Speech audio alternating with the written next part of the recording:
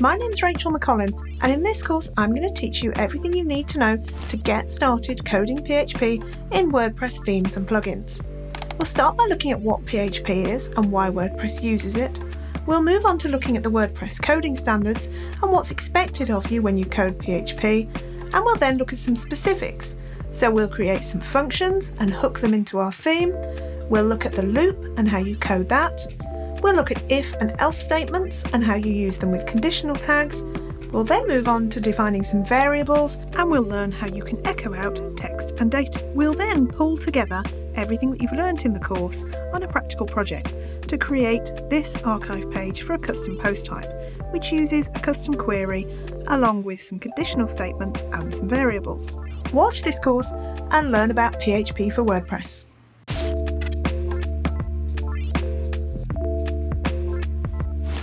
Hello and welcome back to this Tuts Plus course on PHP and WordPress. In this part of the course, I'm going to show you what PHP is and why it's used in WordPress. So let's start with what PHP is. PHP is a programming language used in websites, which is pretty obvious really, seeing as we're talking about using PHP to build websites with WordPress. But what's specific about PHP is it's what's called a server-side language. Now, websites use two types of language. One is a client-side language and another would be a server-side language. And the difference is that HTML and other server-side languages, including JavaScript, do their work on the computer of the person who's looking at your website. So on the client computer. Whereas PHP does its work in the server, so where your website is hosted. And the reason WordPress uses PHP is because that makes it possible to interact with the database and to fetch data. So WordPress uses PHP to fetch things from the database and then to output them as HTML. And the various PHP tags and functions provided by WordPress are what enable this to happen on your page. So here you can see php.net, which is a website that teaches you all about PHP. And there's a huge amount of detail in here, which I recommend looking at once you've had a chance to tinker with PHP and have a look at the more WordPress specific guidance to it. But this is a good place to get to know how PHP itself, disconnected from WordPress, works. Because what you'll find is that there are a lot of functions that you use in PHP with WordPress that aren't actually PHP functions as such, but they're functions that are written specifically for WordPress. So here's another page that might be quite useful. This defines PHP in Wikipedia. So here, for example, we have what PHP stands for. Now, I very much doubt that many PHP programmers would know this because this is a pretty obscure fact, but it stands for Personal Homepage Forms Interpreter. So personal homepage. So remember when we used to talk about web pages, not websites, or you might not remember, depending on how long you've been doing web development, but there used to be a time when you had a web page and every single page you created was coded completely separately using static HTML. Now, combining PHP and a database with that HTML gives you much more flexibility because with WordPress, you don't have to create each page in your site separately using HTML. What you can do is create templates and plugins, and those will interact with your database to produce as many pages as are needed in your website. So, for example, in a WordPress site, you would have a web page for every single static page in your site, and also for every single post, and for every single archive page. And that's generated dynamically by a bunch of PHP tags that are used within your theme files. This can all be a little bit confusing, so I'm going to demonstrate it by use of my own website. So here on my site, I'm on the home page, I've got a link to my latest post on WordPress, and I'll click through to that. So here is some markup which produces a web page about getting started with WordPress. And you can see there's text in there and there's a list and so forth. Now, in a traditional HTML site that somebody might have coded 10, 15 years ago, before WordPress was even invented, and before CMSs or content management systems like WordPress became popular, you would have coded each of these with some static HTML. And let me show you the HTML that is generated by this page. or by the template file in order to create this page. So you can see here, let's go up, I've got the body, which is the whole page, and then there's a header, there's a banner, there's my menu, and here, this part here is a div called main, and within that I've got my content, and I've got here entry content. So you can see within here I've got a whole bunch of p tags, for example, for paragraphs, and a UL tag for an unordered list. Now, it would be really laborious if you had to actually generate all of this using static HTML for each of your pages. But the beauty with PHP is that you don't. So let me show you the template file in WordPress that generates this markup. So here is my template file in my theme for a single post, and that's called single.php, as you can see. Now, the WordPress template hierarchy is used to determine which template file is used for a given page in your theme. And I'm not going to go into that in much detail here, but I will provide a link to a resource in the notes for this course in case you need that. But here I've got the single.php file, which is generating all of the content for that page here that we're looking at. You can see here, this is the part that we're dealing with the content. Section class equals entry content. So here, section class equals entry content. And within that, in my output HTML, there's p tags, ul, li, and so forth. There's a div in there as well that's generated by a plugin, by Jetpack. Now, none of that is here. All there is instead is this tag here.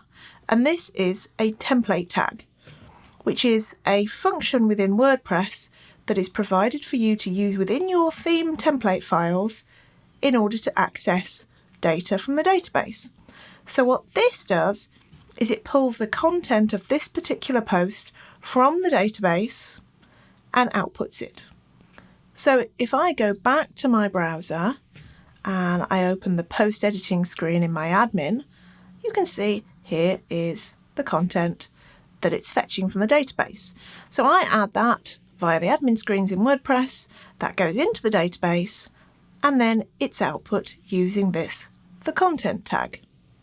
And you can see there are other template tags here as well. So for example, post class, that's a template tag. And what that does is generate a bunch of classes for the CSS. And here another one, the ID, which outputs the ID of the current post. So let's take a look at that in the generated markup. So if I go back up, I've got article ID equals post 3129, and that's been fetched with this template tag here. And then class equals, and there's a whole list of classes here, because what this does is it generates a list of classes for your post based on what post type it is, what its status, its format, what tags and categories it's got, and much more. But as you can see, by typing in just this short template tag, post class, I'm able to generate all this. And that's the beauty of using PHP, because PHP will interrogate the database, it'll find out what all of those attributes are, what tags, categories, post types and so forth this post is, and using that template tag, it'll output that in your HTML. So that's why PHP is so useful with WordPress, because it's your link between your web page and the database. So what happens when somebody views that page is that WordPress on the server side, where your site is kept rather than where the visitor is, on the server side, it will interact with the database and it will output this page. Now there's one disadvantage with that. Because PHP is a server-side language, it means that you can't dynamically update the page based on any changes from the database. And that's one of the reasons that the REST API has been developed, because the REST API uses JavaScript in order to interact with the database. And JavaScript is a client-side language, so that means that it can be constantly doing things, refreshing and carrying out tasks in the user's browser. So you can use it to create an app-like website. Now, we're not going to worry about that too much here because this course is about PHP. And if you're going to learn to code with WordPress, PHP is where you need to start. I wouldn't recommend delving into the REST API until you've got familiar with PHP and template tags, for example. So just to go back to my example with the database, here's my database for my website. So what it's doing is it's going to this WP posts table. It's finding that specific post. I'm not going to worry about finding that now because there are so many posts in there. And then it's outputting this HTML that is within the database for the post content on my page. It's back here on my page, you see? So that's how PHP is used in WordPress, and that's why it's so useful.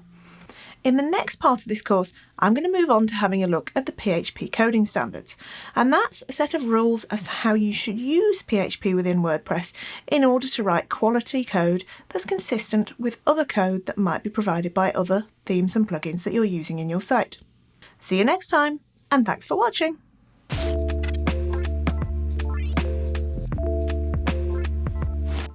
Hello, and welcome back to this Tuts Plus course on writing PHP for WordPress. In this part of the course, I'm going to take a look at the WordPress coding standards, identify why they're so important, and walk you through some of the ones that you're most likely to need to make use of. Here are the PHP coding standards, and they are just part of the overall WordPress coding standards. So as you can see here, there are standards not only for PHP, but also for accessibility and for the other languages that you'd use within WordPress. Why is it important that we all adhere to these standards? Well, there are two reasons. One of them is about quality of code, and the other is about consistency. So firstly, quality is important because it means that everybody coding in WordPress is creating code that will work, that will do its job, and that will be written in an up-to-date and high-quality fashion. The second, which is about consistency, is equally important. It's very likely that you're going to be working with other people's code from time to time. For example, if you're creating a child theme, you might have to copy some of the code from the parent theme. And if you're creating a plugin, that plugin could be a fork of an existing third-party plugin that you're copying and adding extra functionality to. So it's really important that the way you code is consistent with the way that everybody else who codes PHP for WordPress writes code themselves. So let's take a look at some of the PHP coding standards, and I'm going to show you examples of these in some of the files in my theme. So I'm going to start with naming conventions and cases. Now let's take a look at this file, the functions file in my theme. So when you're thinking about naming conventions, there are four things to think about. There are the functions within your theme or your plugin. There are the files and the way that you name those. There are any classes that you write, and there are also any variables that you create. So let's start with functions. So you can see here I've got a function that I've defined called Rachel McC register widgets. Now that's all written in lowercase, and I'm using underscores between the words, which is how you should always write a function in WordPress. As you'll also see, I've used a prefix. Now that is to ensure that this function doesn't clash with any other functions that might be provided by my theme or by another plugin. So if I wrote a function that was just called register widgets, and one of my plugins had a function called register widgets, the two of them could clash, and you might find that one of them overrides the other, or that the plugin doesn't work. So instead, I'm using a unique function that's relevant to my theme, because my theme is called Rachel McCollin, so my functions have that as a prefix. And it's also important to use underscores for your functions and not to use hyphens. Now, where you do use hyphens are in two places. Firstly, when you're defining CSS classes. So you can see here within my widgets, I'm defining CSS classes for my H3 element and also for the ID of that widget area. And here you use hyphens. And the other place that you use hyphens, and you can actually see it up here, is in your file names. So this is front-page.php. And you should always use hyphens in your file names within your themes and your plugins. Don't use underscores. So here, there is a call here using locate template, and I can see actually, that's incorrect, I've used spacing wrong there. See, we all get it wrong occasionally. Loop frontpage.php is a file, a template part that I'm calling there, and you can see that that's got a hyphen and not an underscore. Whereas my post type ID, that's a custom post type I've registered. For that, I'm using an underscore. Now, you also might need to think about variables within your theme. Within this particular file, which is the one I was calling from that previous file, I've defined some variables, one called count and one called title. And you can see here I'm using lowercase for both of those. Now, the other place where you need to think about your underscores and your capitalization are when you're using a class. And you can see here I'm using the WP query class. So a class has a capital letter here after the underscore as well as at the beginning. So that's where you use capitalization when you're defining a class. And that helps people working with your code instantly identify that that's a class and not a function. So that's some of the naming conventions that you use in PHP for WordPress. Now let's have a look at how you would use single and double quotes within WordPress. So you can see here I've got some double quotes here because this is actually HTML here. And you can use either single quotes or double quotes depending on which works best for the specific code that you're working with. The reason that double quotes can sometimes be more helpful is that it makes it easier to work with special characters. Now, I've got an example here. So say if you were writing a search template file, search.php, and within that, if nothing was found, you would put a paragraph that says, "I'm sorry, your search didn't find anything. Why don't you try again?" Now, I've put that within double quotes. And the reason I've done that is because we have these apostrophes here. There's 3 of them. So let me show you how that would work if we did it in single quotes. So I'll change those double quotes to single quotes. And you can see immediately within my code editor, it's showing me that there's errors. And that's because I need to put a backslash before those special characters in order for them to be output correctly within the HTML. Now, I don't know about you, but I'd rather just type it normally within double quotes than do all this within single quotes. So you can use either. The other thing you need to remember is that if you need to put quotes within quotes, you either put single quotes within double quotes or vice versa. It doesn't matter which way round, but you can't put single quotes within single quotes or double quotes within double quotes. So here's an example going back to my functions file. Within here I've got single quotes for the value of before widget, and then within that I've got double quotes for the ID and the class of that. So I couldn't use double quotes here and then put double quotes inside it.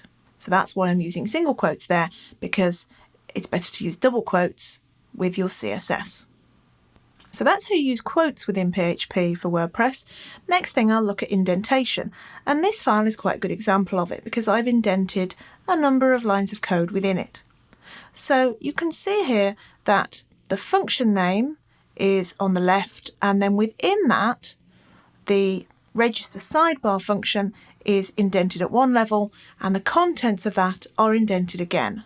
So each time you're putting contents within braces or curly braces, so you can see here I've got an array that's all within that, everything inside that should be indented.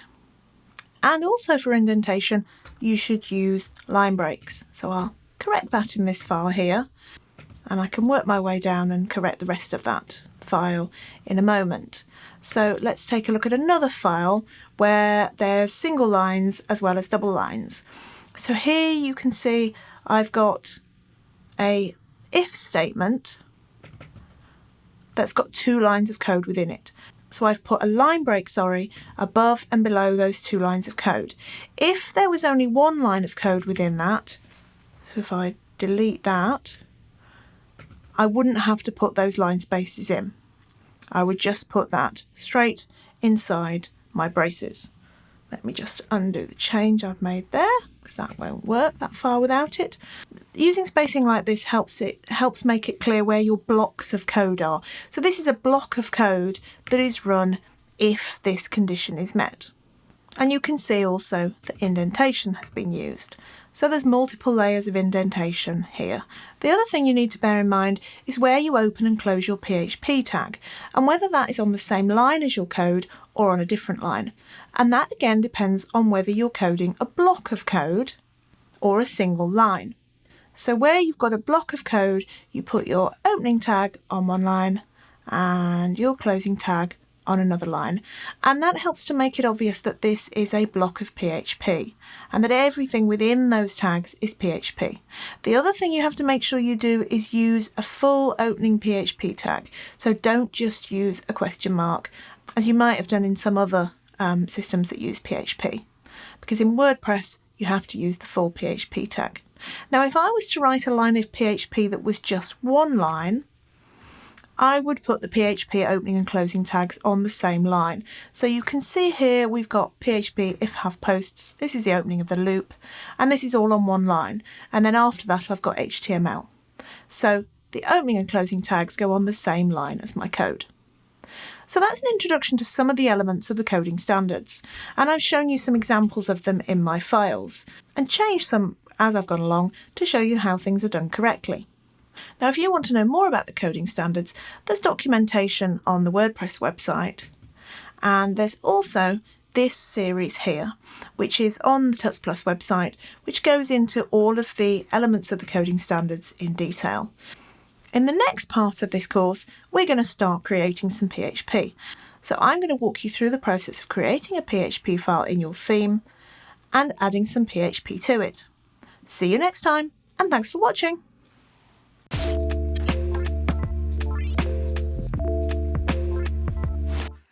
Hello, and welcome back to this Tuts Plus course on coding PHP in WordPress.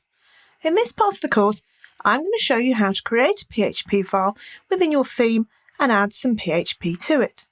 So let's get started.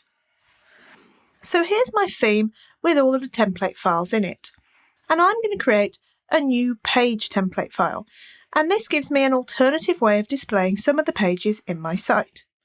Don't worry too much about the specifics of what type of file we're creating now and what it does. The important learning point here is creating a PHP file and adding code to it.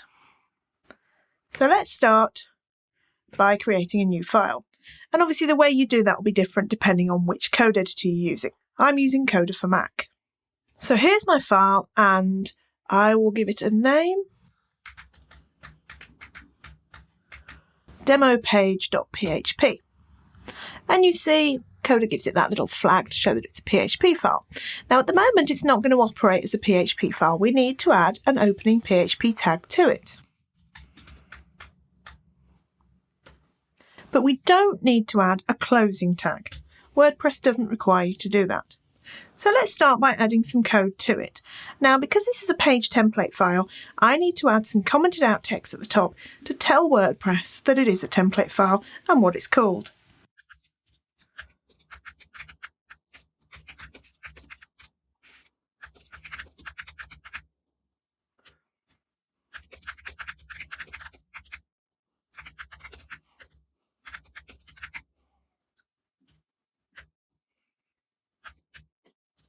So that sets it up as a page template file. Now the first thing I need to do is use a template tag within WordPress to fetch the contents of the header.php file, and I do that by typing getHeader. Now notice that whenever you use a function in PHP, you always put those braces after it, followed by a semicolon. The braces indicate that it's a function, and that's also somewhere where you'd put any parameters that you needed to within there. Here I don't, so I just put getHeader. Now the next thing to do is to add a loop.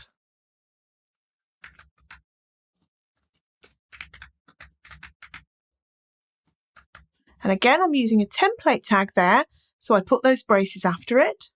I've got two sets of braces, one outside the have posts statement and the other immediately after have posts because of that being a template tag.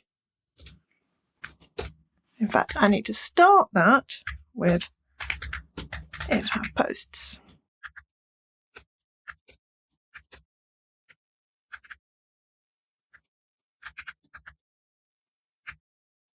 So at the end of my line, I put a semicolon, but I put colons in between those different functions. So here it's checking if there are posts, and then while there are posts, get the post. Now the next thing to do is to add some template tags and some HTML to output the content of the page. But I'm going to do that in the next part of the post because that'll be about adding HTML. So I'll finish things off by putting end while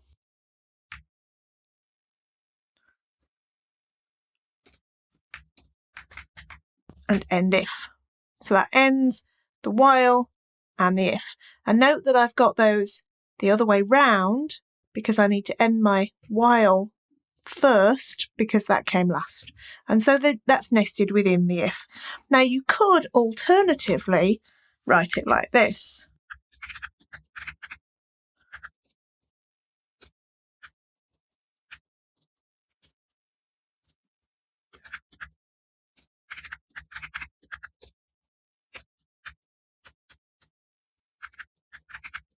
Now, if all you had was one line in each case, you wouldn't actually put all these line spaces in, but I'm doing that so you can see what I'm doing. That actually fulfills exactly the same function as this here. And sometimes it can be quite useful, particularly using if-have posts, because if there are posts, you might want to output some content other than just what's in the loop, the post content itself. You might want to output on a search page, for example, a heading for that. And you can also do if. So we've got if-have posts here. And if there aren't any posts, I can do an else statement.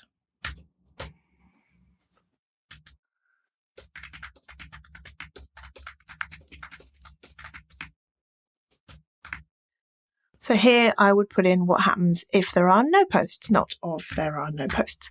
And you can see another thing I'm doing here. That's another way of writing comments. So multiple line comments in PHP have the slash and then the asterisks. And you can just use one asterisk, or you can use as many as you want. Because often what I do is this, because it makes it really, really obvious where I've got a new block of code. So you need to make sure that the slashes are at the beginning and at the end. Tidy that up. So, for example, in my functions file, you can see that I've done that. So each function has got a big section of commented out text here that's nice and obvious because of all those asterisks that I've used. So let's go back to our demo page. And this is a single line comment. And you can put that after some PHP if you want. So you can see my PHP works here. I'm echoing something out, which is a way of, within PHP, adding some HTML.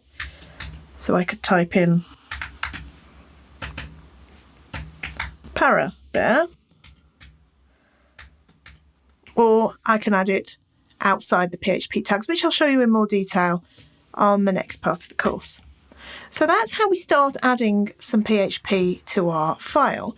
Let's add a couple more. So I'll add get sidebar and get footer. Now, within a theme template file, those will fetch the sidebar.php and the footer.php files. And the reason that we use that is to make sure we only have to code those once in our theme. We don't have to keep coding the header, the sidebar, and the footer in every theme template file. So this is the bare bones of a PHP file within our theme. So the main elements that you need are your opening PHP tags up here, and then your PHP template tags and functions, and sometimes conditional statements as well, coded correctly using the coding standards. And you can see here I've also used indentation.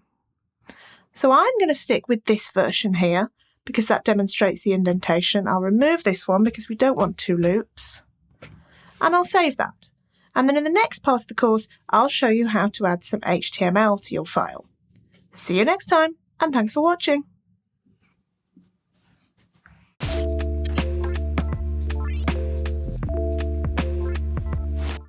Hello, and welcome back to this Tuts Plus course on coding PHP in WordPress. Previously in the course, we created this PHP file, which is a custom page template.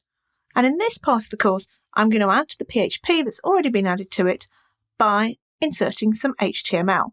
And I'll show you the two main methods that you have of adding HTML to your PHP files. So let's start by adding some HTML in the loop.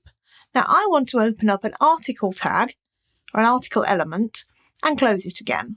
And that comes here after the post because it's within this while have post, so it will be looped again and again. So I would type in article, making sure I type it correctly. But you can see here from the syntax highlighting that it's incorrect.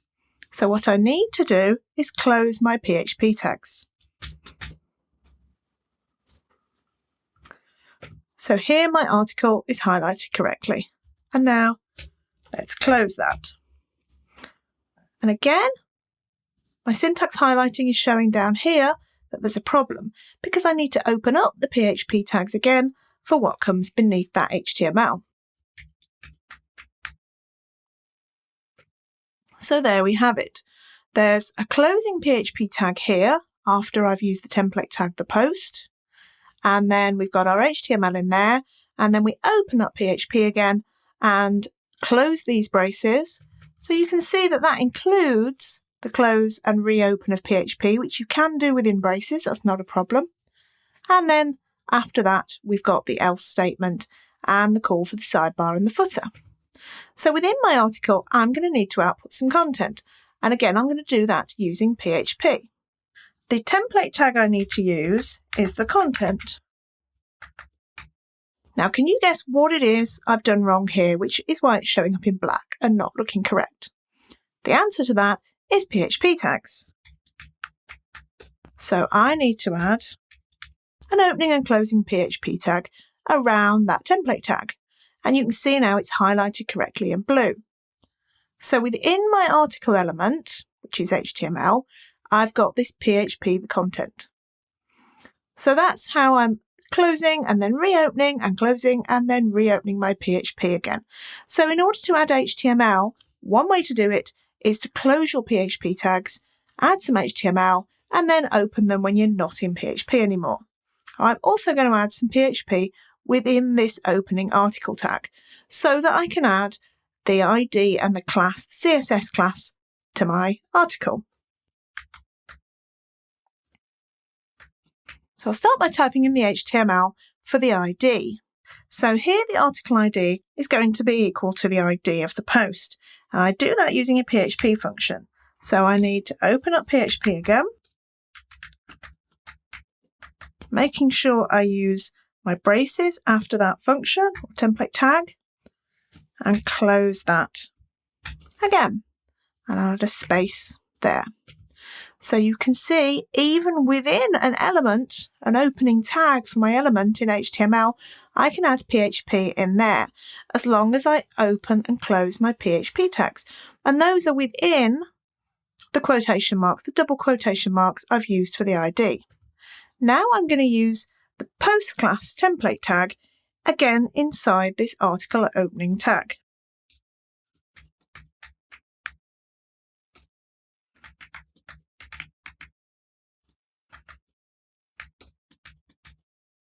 So that will produce a list of classes that are relevant to this post dependent on the post type it is and so forth. And I showed you that briefly in an earlier part of the course.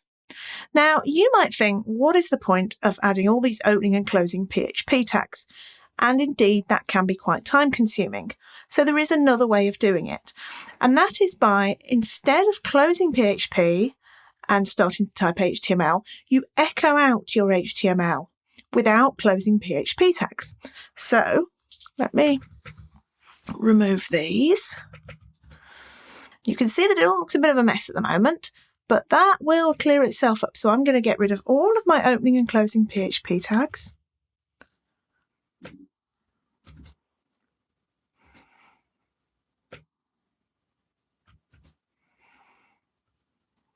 Right.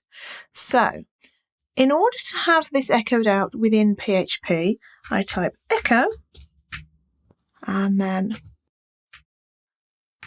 I put that around there but that's not going to quite work correctly. So what I need to do is I have echo article ID equals, let's get rid of that.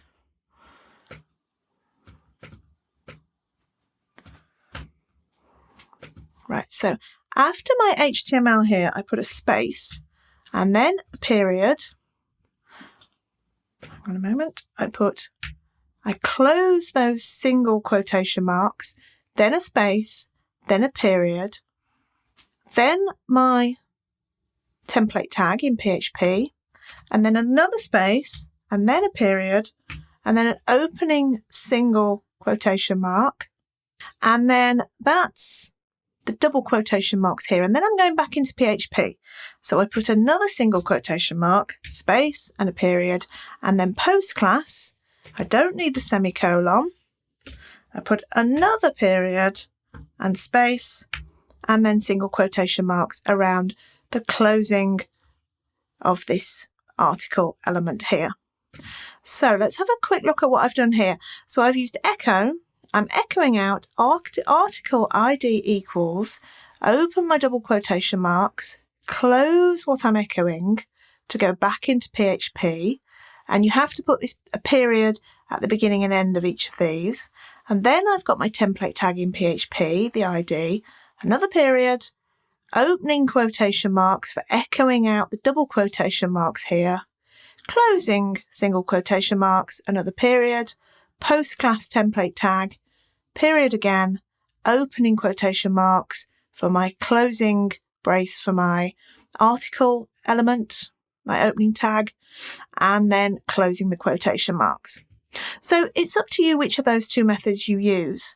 Some people find it easier to close their PHP tags and just type HTML, and others find they prefer to continue working in PHP and using echo like this. And you can see here that I don't need to do anything extra to the content here because I'm already in PHP and that will work. But this closing article here, I'll need to echo that out. And that's a bit more straightforward, because there's no PHP within that. So you can see here there are two ways of adding HTML to your PHP file. You can either close and open your PHP tags and write your HTML between those closing and then opening tags, or you can echo out your HTML and not come out of PHP, not close your PHP tags at any point. Which you use will often depend on how much HTML you're writing. So if you're writing multiple lines of HTML, it's a real pain to keep echoing them because you'll have to echo every single line, as against just closing your PHP tags once and then opening them up again.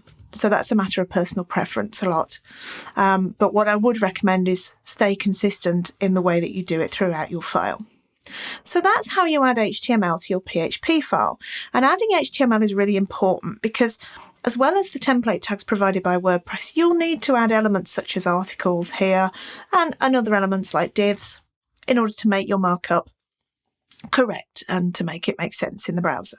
In the next part of the course, I'm going to wrap up this course and summarise what you've learned as you've been going through the course. See you next time, and thanks for watching.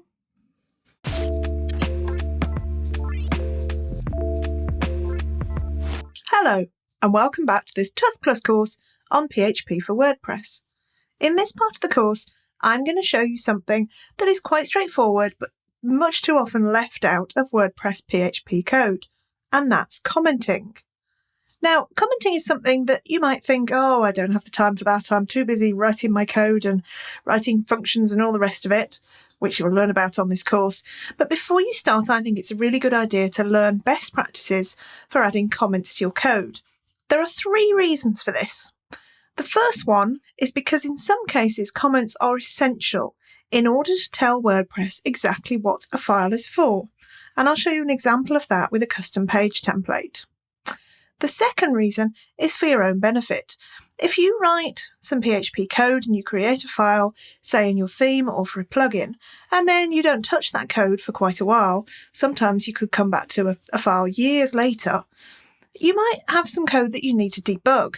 If you don't know what that code does, it's much harder to debug it. Now, you might be thinking to yourself, well, of course I know what that code does because I wrote it in the first place.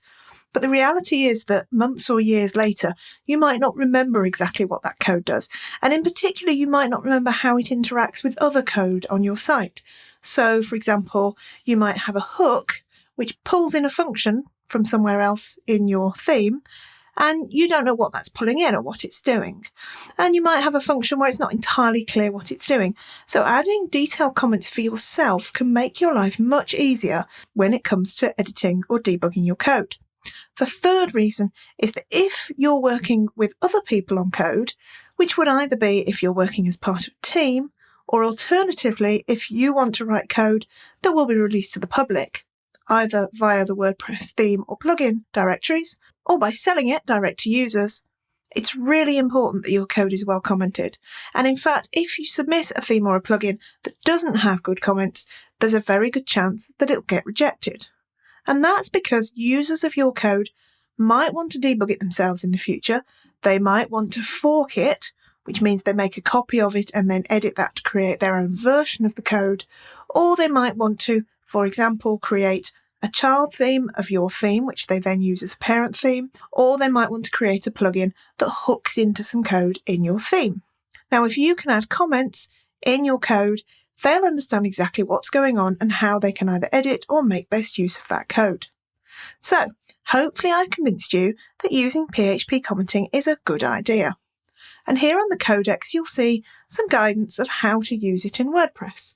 And that'll include general PHP commenting and what syntax to use, and it will also include the specific comments that you need to use for template files to tell WordPress what they're doing. And here, on the PHP site, you can see a bit more about what kind of comments work and what kind of comments don't in PHP, more generally outside WordPress. So let's work through some examples of different ways to add comments in WordPress. Here I've got a blank file. This isn't actually a plugin file or a theme file, it's just a file I'm going to use to demonstrate some commenting techniques that you can access with the notes for this course. So let's start with a multi-line comment. So the first thing I need to do is open up PHP for this file. Although this is a PHP file, you do always have to type PHP at the beginning. Now I want to add a comment here that will either go on a line all on its own, or it'll span multiple lines, or it'll really stand out. And to do this, I use multiple line comments. And I'll show you shortly how those are different from single line comments. So there's one basic way that you add a multi-line comment. Now, if I wanted to, I could add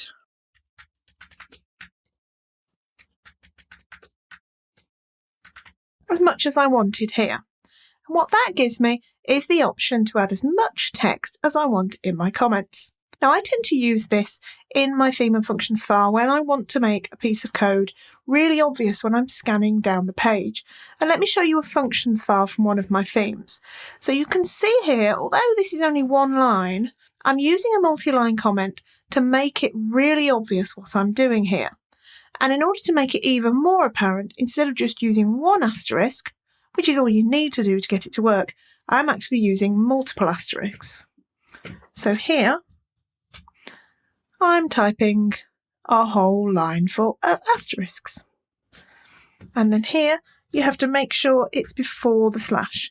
So your multi-line comment will open with a slash and an asterisk, and then it will close with an asterisk and then a slash.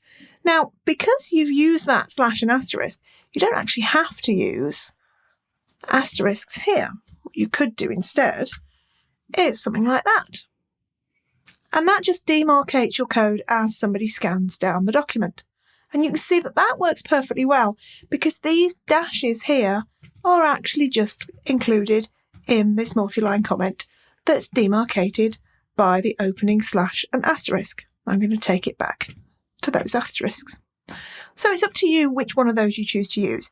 You could either just use a slash and an asterisk, or you could add multiple asterisks or dashes or whatever you want to make it really obvious that you've got a comment here, and that will break up your code and make it easy for you to find things in the future. So for sake of completeness,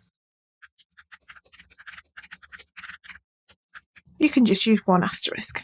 So that's a multi-line comment. Now, one of the great things about these is that you can add punctuation within them.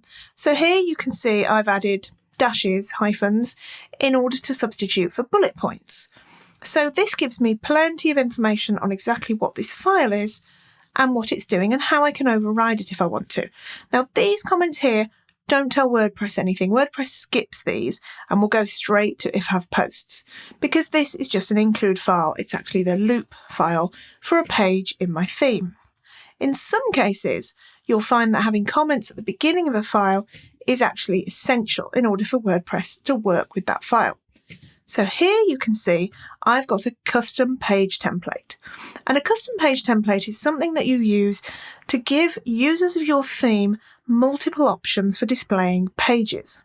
So instead of just having a template called page.php, you would have multiple templates and you can select them from a drop-down menu on the page editing screen. And you can see here I've included information as to what this does. And that at the beginning of a file, as long as you include this line here, template name : full width page, that will tell WordPress that this is a custom page template. So let me add that to my demo file.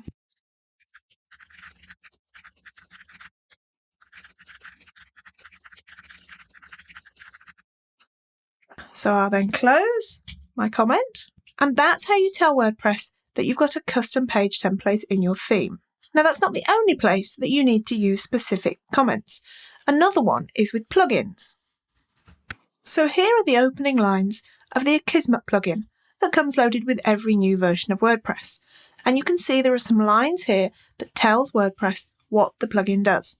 So going back to our demo file, here's the type of comment that you need to add at the beginning of a plugin.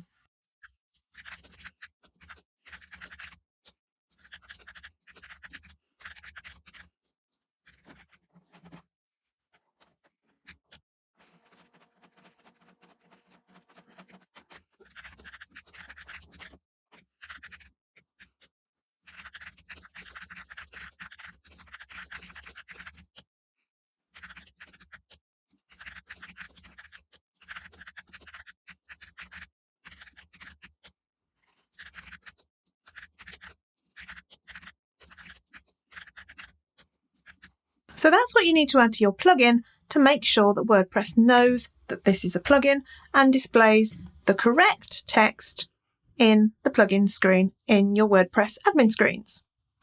So let's move on to looking at some different types of comment that don't use multi-lines. The first one is a single line comment, which you do by adding 2 slashes. And the other thing you can do is add a single line comment after your code.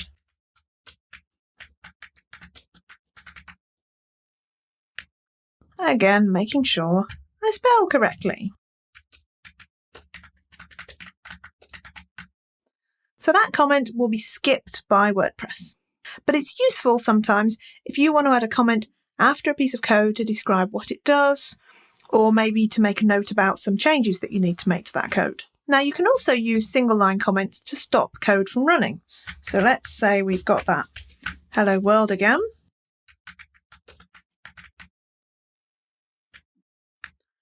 But it's not working, you want to debug it. You can simply add the 2 slashes to comment that out and stop it from running. Now, what you would find here, it would just echo nothing. If you actually wanted to stop it from echoing, you'd put the 2 slashes at the beginning. So that effectively deletes that line of code without actually deleting it. It means that you can stop it from running without removing it from your file, which is really useful for debugging. You can also stop multiple lines of code from running by including them in a multi-line comment. And then once I've got it working again by editing that, I can switch off my comments. But I'm going to leave that there, making sure I do them in the right order so that it's in our demo file. So that's how you add comments either around multiple lines of PHP or on a single line. What if you're on a PHP file but you're not actually in PHP? So you've moved out to be working in HTML. Well, in that case, you use the standard HTML commenting syntax.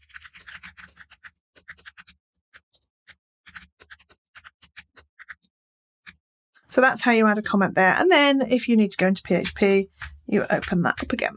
Oops. So those are some examples of how you use comments in WordPress. In the next part of the course, we'll move on to looking at functions, and I'll show you how to write a function in PHP. See you next time, and thanks for watching.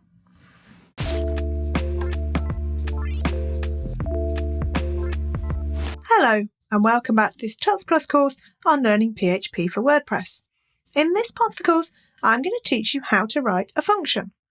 A function is a really important piece of code that you can add to your themes or your plugins, and the reason you would use it instead of coding directly into your theme or plugin file is that it lets you use the same code in more than one place. It also lets you keep all of your functions or your functionality in one file in your theme instead of having it scattered around your theme template files. So let's take a look at the files in which you might find some functions.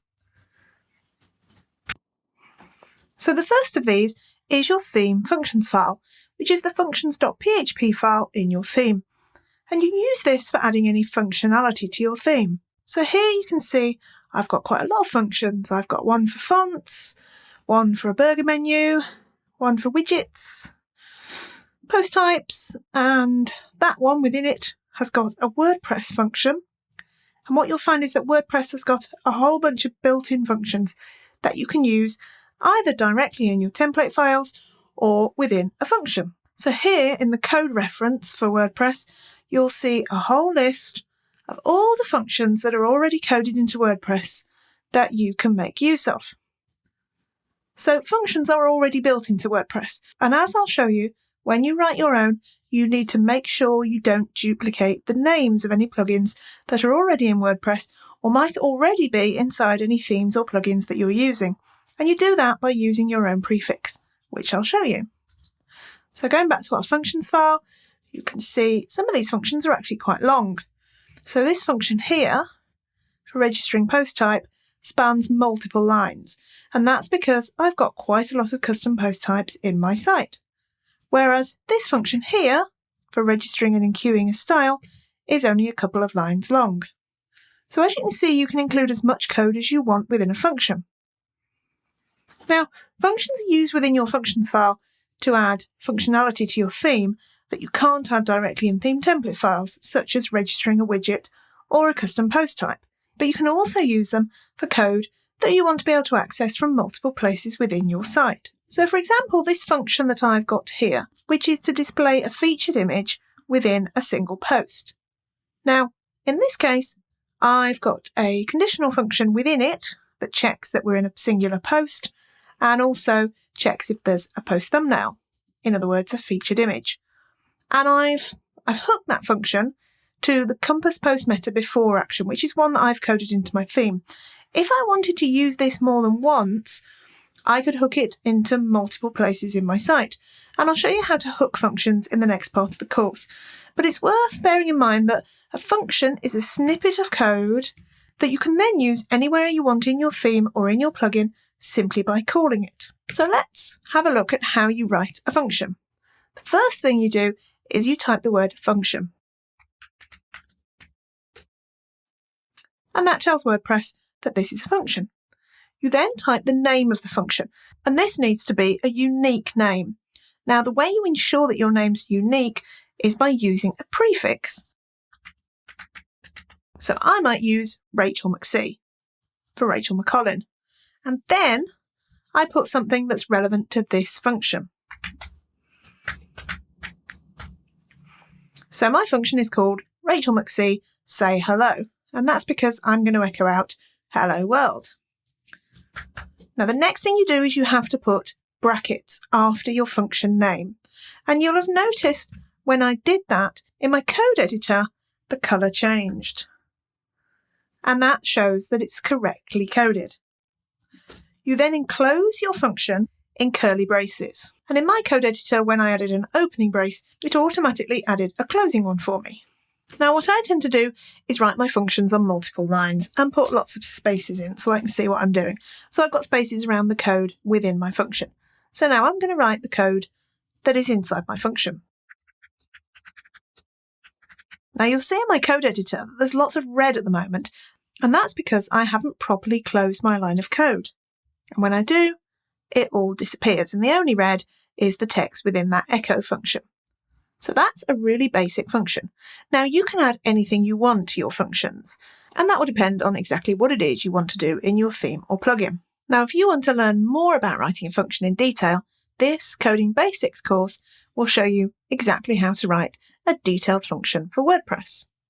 So let's go back to our code file. Now I'm going to show you how to write something that's called a pluggable function, and I'll show you an example of this in my widgets file within my framework theme.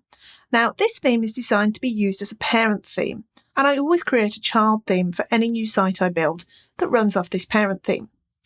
So in this parent theme, there are lots and lots of functions, and sometimes I'll want to override those functions in my child theme. Now, the easiest way to do that is by making the function in my parent theme pluggable. And what that means is that it'll only run if there isn't another function with the same name somewhere present. And that somewhere present is in the child theme, because the child theme's functions file is run before the parent themes. Now, if you don't make your functions pluggable and you write two functions with the same name, it'll throw an error and you'll get the white screen of doom. So it's a good idea to make as many functions as possible pluggable, especially in any theme that could be used as a parent theme, or in a plugin as well, because somebody might create another plugin to override it. So you can see here, what I'm doing is checking that a function does not exist using that exclamation point. So let's go back here.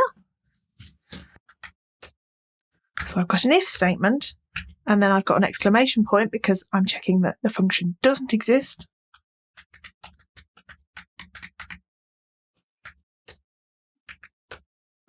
And in here, I put the name of my function.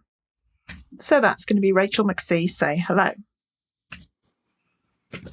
So now it'll check whether that function already exists. Now, you shouldn't add two functions like this in the same file. What you'll find is that they're in different files, but this just shows you how it works. And then I put my function.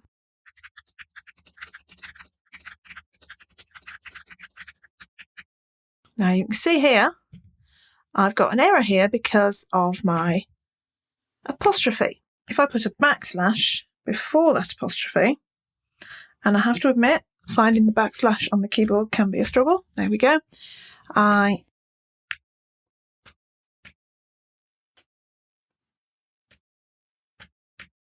we are. That will get rid of that error. So that will just echo out, I'm not in a good mood today, I'm not going to say hello. But this pluggable function isn't quite complete yet, because what the conditional check is doing is checking if there's an existing function before we actually create our new function. So what I have to do outside my echo is add a new function, and that has to have the same name as this.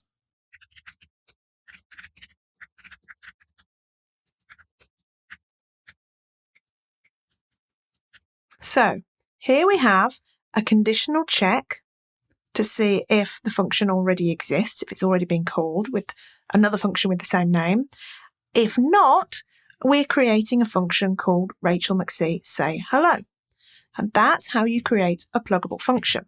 So if I then create another function with the same name in my child theme or later on in this same theme, that will override this pluggable function here. So that's two types of functions that we've created, a basic function and a pluggable function. In the next part of the course, I'm going to show you how to run your functions. And there's two ways to do that, by adding them directly into your code or by attaching them to an action or filter hook. See you next time, and thanks for watching.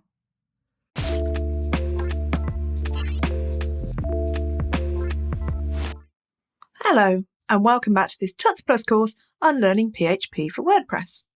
In this part of the course, we're continuing with functions.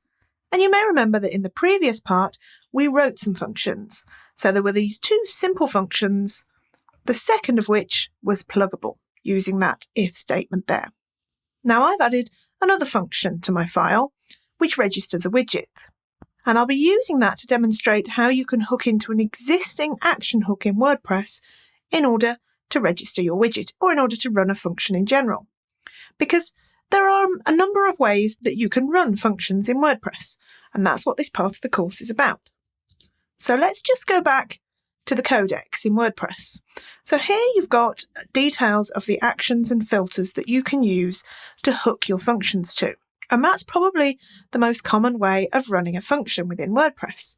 So here, for example, we've got the action reference, which lists all of the action hooks that are available in WordPress. So there are two types of hooks, action hooks and filter hooks, and they work slightly differently. Action hooks are empty. So if you add a function to an action hook, it will be the only thing that happens at that point. So it'll add something new to that point in the code where the action hook is located. Filter hooks aren't empty. A filter hook surrounds some existing text or content or code. And by attaching a function to a filter hook, what you'll do is replace that existing content with your new content. So it means that when you're coding a theme or a plugin, you can add some default text, for example, wrap it in a filter, and then you can override that with another function if you want to in the future. And this tutorial here on Tuts Plus goes through the difference between actions and filters in detail. And we've also got a tutorial with a beginner's guide to actions and filters, which shows you in detail exactly how you code them. Now let me demonstrate some of that in my file. So the first thing I'm going to do is take this function here to register widgets, and I'm going to hook it to an action hook that's already provided by WordPress. And I do that by using the add action function. So add action has two parameters. The first one is the name of the action hook that you're hooking your function to, and the second one is the name of your function. So in this case, because I'm registering a widget, I need to hook it to the widgets init hook.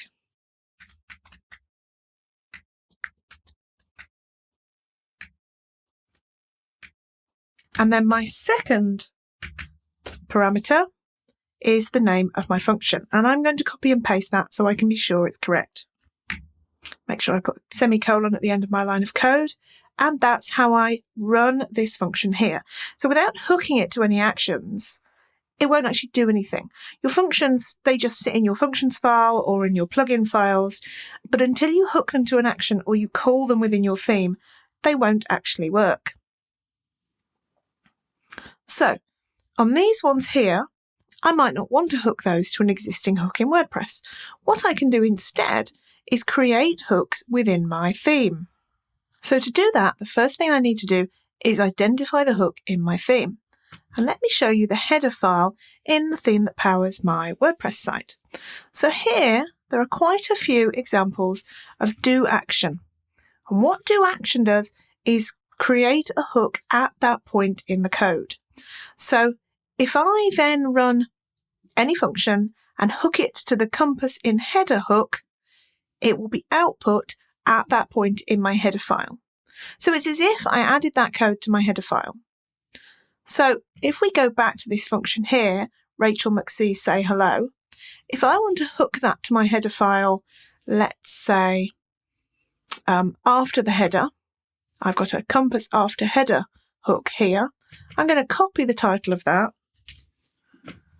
and then I'm going to type add action. My first parameter is the name of the hook. And my second parameter is the name of my function. So what that will do is if I've created a functions file or an include file in my theme here, that would output hello world at this point in my header. Another way that you can run this function at a point in your theme is by calling the function directly. So here my function is called Rachel McC say hello. I can copy that and paste it directly into my theme.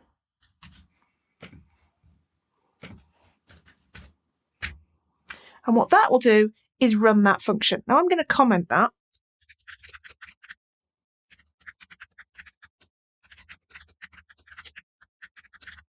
And that means I know what that's going to be doing. I could also comment my do action function and add to the comment there the functions that I've hooked to it. So every time I add a new one, I could go into my header file, and write a comment just to let anybody know who's coming in and editing in the future what's been hooked to it so they can edit it if they need to.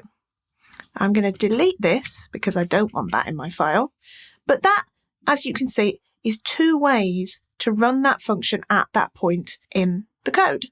Now, the advantage of using an action hook instead of directly typing that function name into your code is that it gives you much more flexibility because you can run more than one function at that point. So let's say I wanted to write another function which would also be added to that action.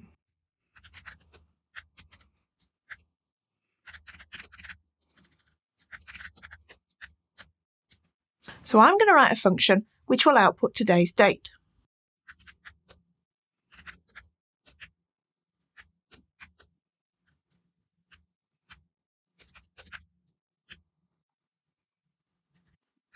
So that will echo out today's date. Now, if I wanted to add that to the same hook, compass after header, I would use add action again.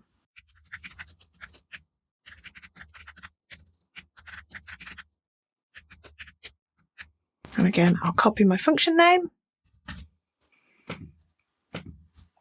and add it as the second parameter. What you have now is two functions hooked to the same action hook, which is perfectly valid. The issue is that you might want to control what order they appear in. So let's say you want the date to appear before hello world. At the moment, you can control that using priority, which is the third parameter. So I'm going to give this second function a priority of 10, which is the default priority. And I'll give the first one a priority of 20. So what that'll do is fire this function before this one. Now, what I could do is leave this 10 out completely because 10 is the default value for the priority. So if I just kept that blank and had that as 20, that would still fire after this one. So it's up to you whether you add that or not. I like to just so I know exactly what's going on, but I know that it's superfluous.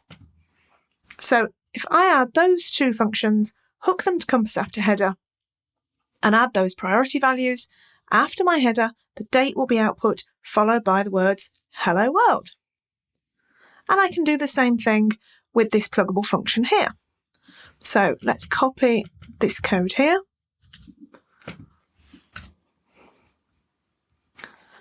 Change the name of the function. And I've just realised there's an error with this function. I didn't copy it across correctly from the last module. Just fix that. Right, so I could also add this one to an action. Now I'm going to change its name to Grumpy.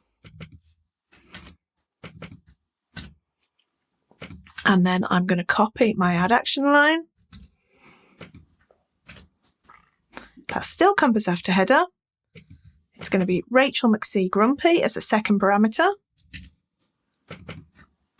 And I'm going to give this a priority of 30, so that is output last. So now I'll have three things being output, one after the other, after my header. So that's how you run your functions using action hooks. You can also run them using filter hooks. And if we go back to the WordPress website, you can see that there's a list of filters on the codex as well. So in some cases, you'll find that a function that you need to run should be attached to a filter instead of an action hook. And to create a filter hook in your theme or your plugin, instead of using do action to create an action hook, you use apply filters. And that will have two parameters. The first is the name of the filter hook, and the second is the content. So let's go back to our demo file and I'll show you how that works.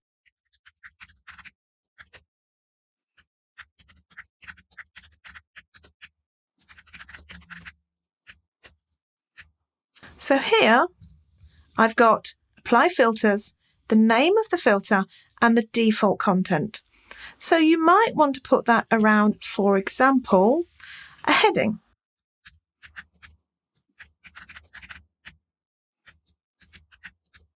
You could use that in your theme, for example, if you wanted to put latest posts as a heading, but you wanted to give yourself the option, or other users of your theme the option, to override that at a later point, either in a plugin or in the theme's functions file.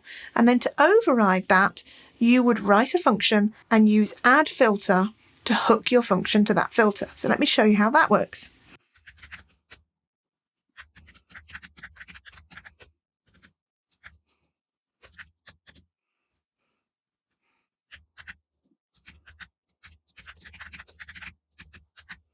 Now here I'm replacing that content there, latest post, with my latest posts. Now at the moment, because we're working in PHP, this wouldn't actually be output. So I need to add echo before apply filters. And you'll find that echo is often used with filters when you're adding your own filters. The filters that are already built in WordPress don't necessarily have that. But I find filters particularly useful. Let's just separate this out so you can see what we're working on. I find filters particularly useful when it comes to echoing out content. So if I wanted to then make this function here work on that filter, I would have to use add filter. So the first parameter is the name of the filter, which is RMcC new filter. So this works in exactly the same way as add action. The second one is my function name. So once that function has been hooked to the filter, what will be output instead of h3 latest posts is h3 my latest posts. So my latest posts in an h3 tag. So that's how you add a filter into your code and how you hook a function to it, as well as adding actions, which we've already gone through.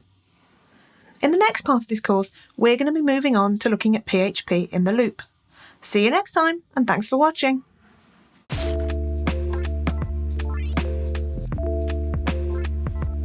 Hello, and welcome back to this Tuts Plus course on learning PHP for WordPress. In this part of the course, we're going to move on to learning about the loop, and I'll show you how to code the standard loop in WordPress, as well as a non-standard loop using the getPages function. So here's the codex page on the loop, which tells you what you can include within it and how to use it. And here's a tutorial from Tuts Plus giving you a beginner's guide to the WordPress loop. So let's have a look at how we code the WordPress loop. First, let's take a look at an example of a loop. And you might be familiar with this example because I showed it you in the section on commenting. So this is a standard loop, and this is used in all the static pages in my website. So it starts here with if have posts, while have posts, the post. And what that does is first it checks if there are any posts for the current content type. So that might be a single post or page, if that's what you're on, or it might be an archive. And then it says while we have posts, which is the point at which we start looping. So while there are posts to output, it will keep on looping through those posts. And in the case of a single page like this, that means it'll only loop once. But in the case of an archive, it'll keep looping until it runs out of content to show. And then the post is where we set up the post and start working with it. So within that, there is a bunch of code which outputs content from the database relating to that particular post. And I'll show you that in a bit more detail shortly. So this loop is in an include file called looppage.php. And that is called by my full width page template here, which is a custom page template that again you've seen before in this course, and also by my standard page.php file. So you can see I'm using getTemplate part to call in that include file. So let's code our own standard loop. So we open up our file.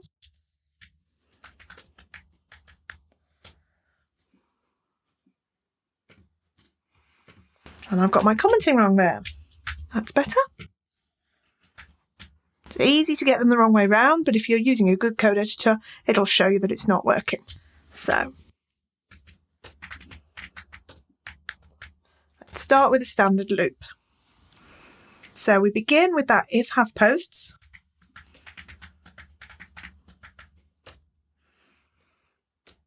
And then while have posts.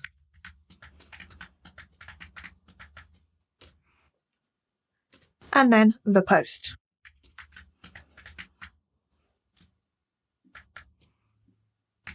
So that's our first line. Now I'm going to close off PHP now so I can write some HTML. And I'm going to indent so I can see that all this is inside my loop. So I'm going to open an article element, making sure I spell it correctly.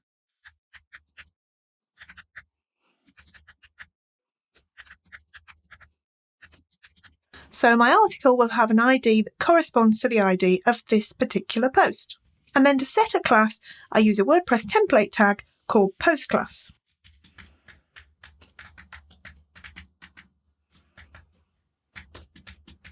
And then I close my article tag. Now I'm going back into PHP again. And I'm going to write the HTML for the heading with the title of the post and the content. Making sure again I spell that correctly.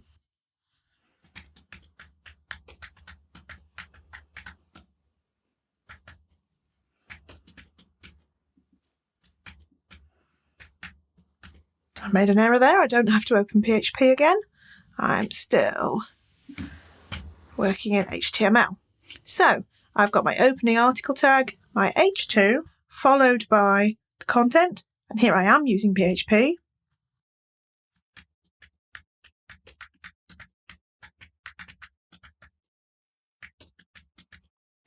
And then finally, I want to close my article.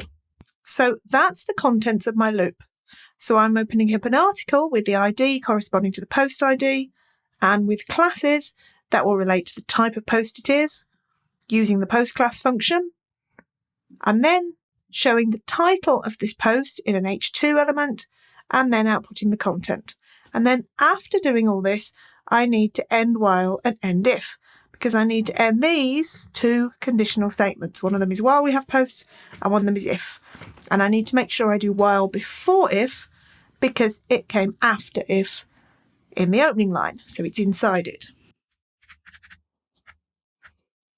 Making sure I open PHP again. And my good old code editor is telling me when I get that wrong. It's very easy to do.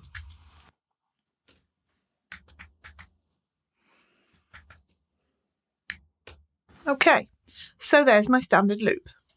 So I'm checking if there are posts and I'm outputting them in a loop if I need them. Now let's have a look at writing a non-standard loop.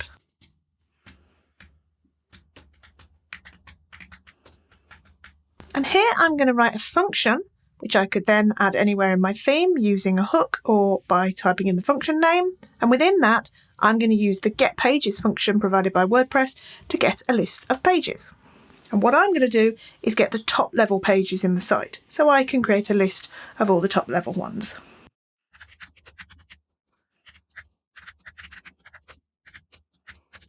So there's my function. I'll start by setting some arguments for getPages.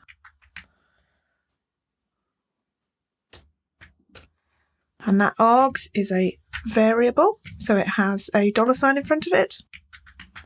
And my arguments are an array.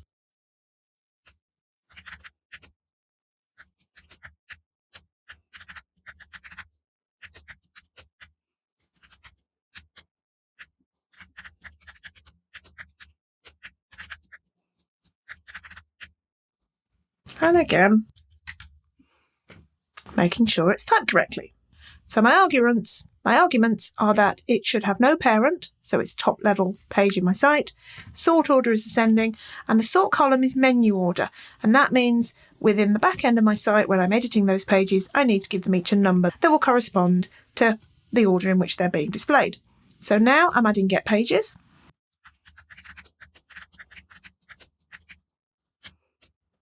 So I'm setting another variable called myPages, which is what's fetched by the getPages function with those arguments. And I'm going to create a list with each of those pages as an item in that list.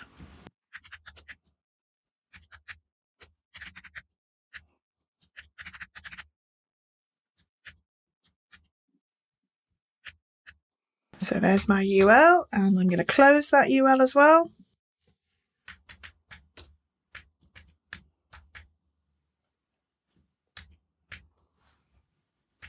And here you'll see that I'm using echo instead of closing my PHP and opening it again. It's just to show you that there are multiple ways of doing this. And if you wanted to work in HTML, you could close your PHP here, and then you'd be able to code the HTML directly. Then within my unordered list, I use a for each loop. And that's contained in brackets. And then I have curly braces for my for each loop. And what I need to do is echo out a list item with a link and the title.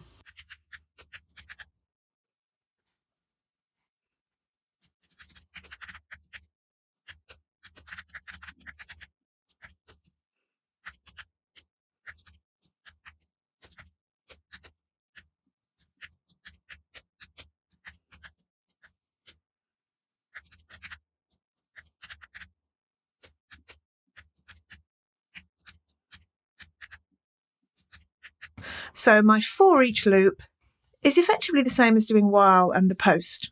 So I'm running through each instance of my pages, calling it my page, and then echoing all this out. So that creates my function. What I then need to do is hook that into an action hook or code it into my theme in order to get it to work. But that shows you how to do a non-standard loop.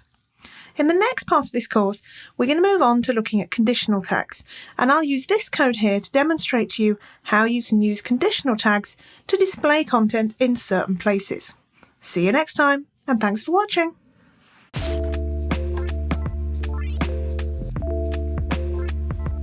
Hello, and welcome back to this Tuts Plus course on learning PHP for WordPress. In this part of the course, I'm going to move on to looking at conditional statements in WordPress. And I'll talk you through if, else if, and else, and also through the conditional tags that WordPress provides you with. So you can see here from the PHP manual that there are 3 types of conditional statement that you can use. Firstly, if checks if something's the case, and then else if checks if that isn't the case, if this is the case. And then if that isn't the case either, you then have another else. Now, you could have as many else ifs as you want, depending on how many different scenarios that you want to check for. So, for example, you could check for being on a static page or for being in a single post. If statements in WordPress are really powerful. Firstly, because without them you can't run any sort of loop. And secondly, because they allow you to specify when content or code is output and when it isn't. So sometimes you might just want to hook something to an action hook in your theme on a single page or on a post archive. So the other thing you need to know about is conditional tags. WordPress has a whole load of conditional tags, such as checking if we're on the main page or the front page or the blog page. And you'll need to read that to get a full idea of which is which. And other things like admin, single post page.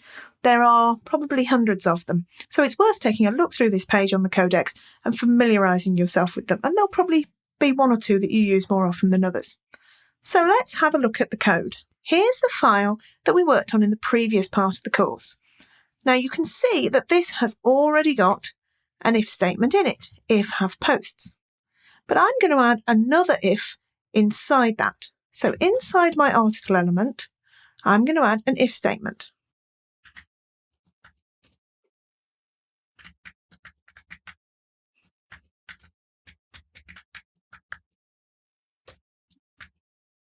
I need to open PHP again. And I'll keep that on the same line because I'm going to be closing PHP here. So what I do need to do is make sure I put my closing bracket at the end.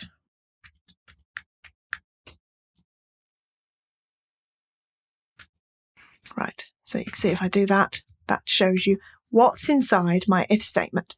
So what I'm doing here is checking whether the current post has a post thumbnail or a featured image. And if so, I want to output that. And I'm now coding in HTML.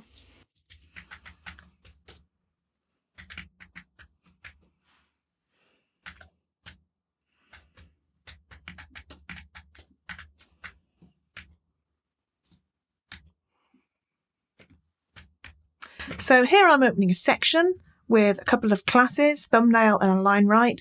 That align right, you'd need to make sure that that's set up in your style sheet so that it'll be floated to the right of anything else. I'm going to close that section, and then within it, I'll display the post thumbnail. And again, I'm using PHP.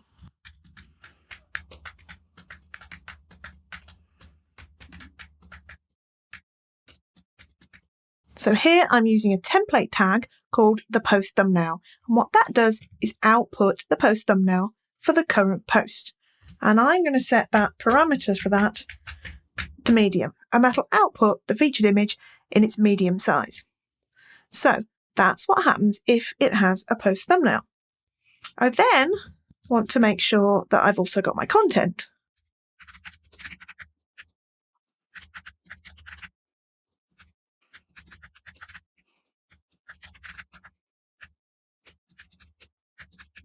So I've got two sections, thumbnail and entry content, and I'm going to make that float to the left. And again, you'll need to make sure you've got styling for that class in your style sheet. So if the post thumbnail is in place, that's what will be displayed. I also need to display the title, and I'm going to put that above both of them.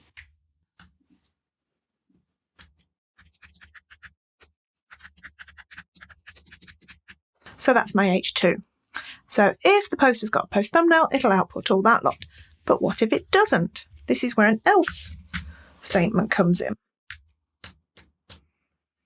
So if that isn't the case, what I do is I move this into the else statement.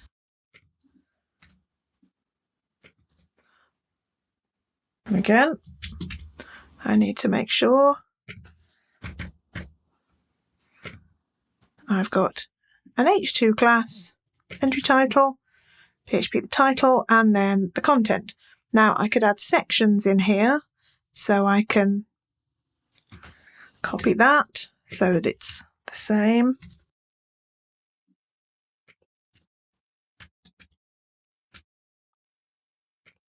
Making sure I close my PHP again, and then I open it down here and close it because I've got this article here, or closing article tag in HTML. So let's indent the content. So if there's a post thumbnail, I'm outputting the title, and I'm going to use class equals entry title there as well. Inside an H2 tag, then a section with the thumbnail, then a section with the content, and then I'm closing my if statement. If that's not the case, so else, there's the H2 with the title and the section with the content in. So it's the same, except for not showing the thumbnail. Now, the reason I've included both the content and the thumbnail inside my statements is because of the classes being different. So this section here, I don't want to align left because I don't need that floating. So you can see there how I'm using an if and else statement within my standard loop. Now let's have a look at this non-standard loop. Now here I should have used an if statement, and I could throw an error if I don't. And the reason I need to do that is because I need to check if my pages actually fetches any pages. Because if I haven't created any top level pages in my site, it'll fetch nothing and it'll throw up an error. So I need to check whether my pages is populated.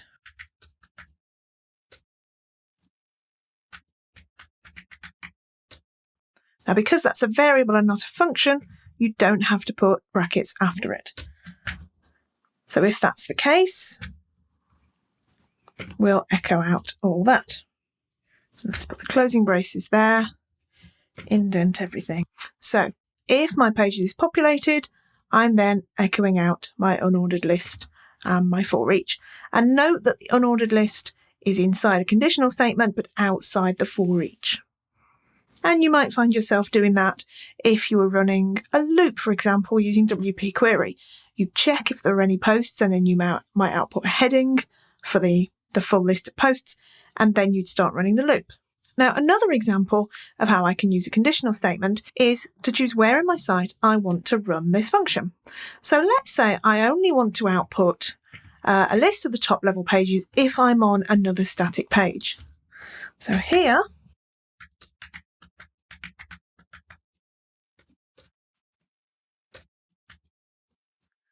I add another conditional function, if is page. And then again,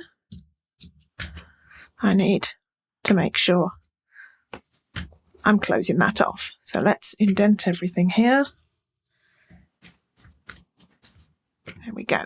So my function, called rMcCGetPages, first will check if we're on a static page. If we're not, nothing will happen. It'll just go straight to the other end of my loop here, and then nothing will happen. If we are on a page, it'll run all this code. So you can see that you can then hook that to an action hook. So let's say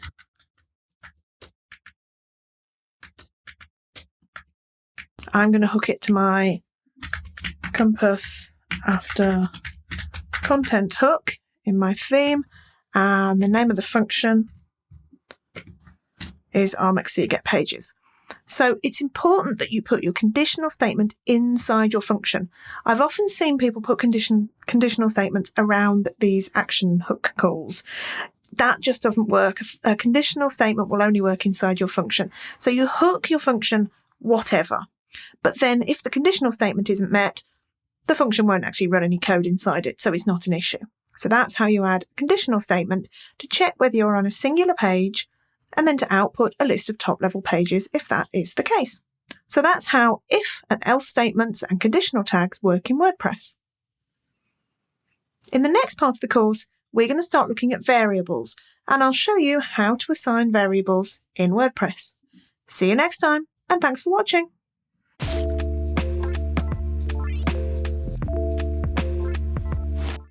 Hello, and welcome back to this Tuts Plus course on learning PHP for WordPress. In this part of the course, we're going to look at variables. You can use variables to store values or data and then output it whenever you need to. So let's start by creating some simple variables. And some of this will be familiar with you because we've already been using variables at earlier points in the course. So here I've got a blank PHP file that I'm using to demonstrate this technique. And first, I'm going to set up a simple text variable.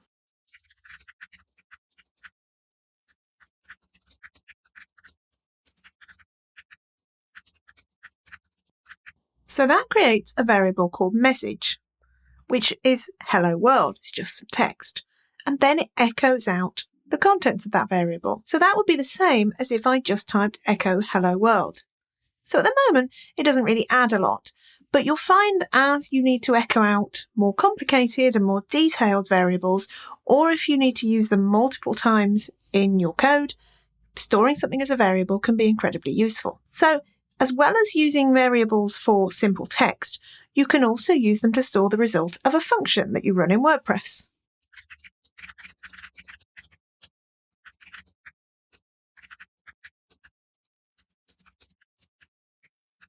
So this variable is storing today's date. And now I can echo that out. And that would simply echo out today's date.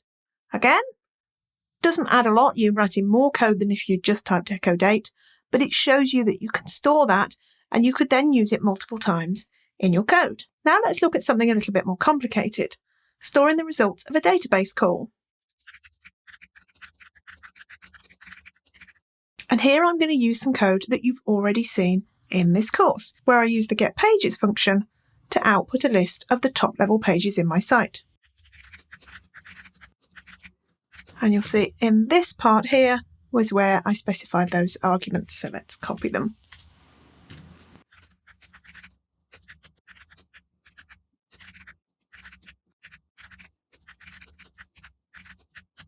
And here you can see another use of a variable. So what I'm doing here is converting a variable that stores an array of values, i.e. a list of all the pages in your site, to a variable that stores a single set of values. It's still an array because my page will be storing lots of data about that individual page, but it just relates to the one page. So as I go through each value in the variable my pages, I store that value or that array of values, which are all the fields relating to that particular page, as my page, and then I can work with my page as a new variable.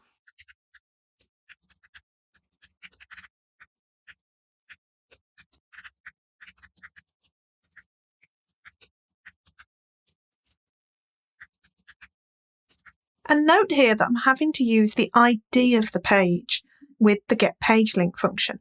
That's because simply using the myPage variable will just return all of the different fields for that page.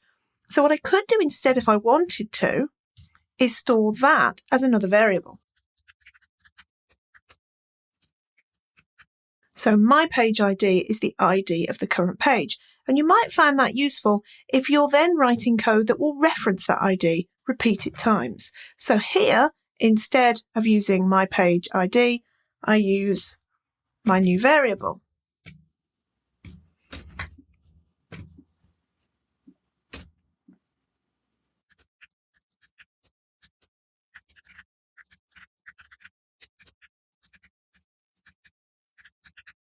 So here you can see I'm using a number of variables. I've got args to start with, which is an array of variables that are the arguments that I'll be using for getPages. And then I've got myPages, which is another array, which stores all of the data relating to all of the pages fetched by this instance of getPages. I'm then using, this should be myPages again, because that checks that myPages is populated and it has actually fetched some pages. And then within that, let me just correct that. Within that, I've got for each myPages as my page. So again, I've got a new variable here, which again is an array of all the values for that particular page. And here I've got my page ID. That isn't an array. So that is just a single value, which is the ID of this page.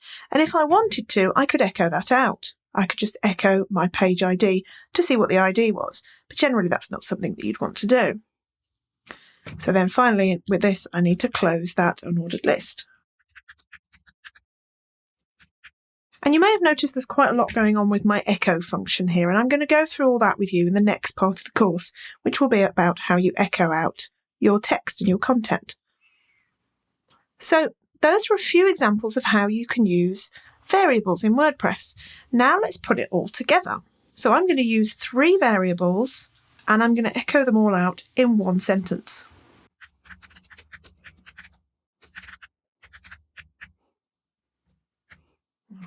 Making sure I've got my syntax right. So here I've got a message which is hello everybody. And because I'm using this same variable, I'm overriding the same instance of this variable here. So you can overwrite a variable later on in your code, which is useful because you can work with one value of it and then work with another value of it. And here again, I've got date equals today's date. Now, if I wanted to, if I've already defined that variable earlier on in my same file, I don't have to call that again. So I'm going to comment that out.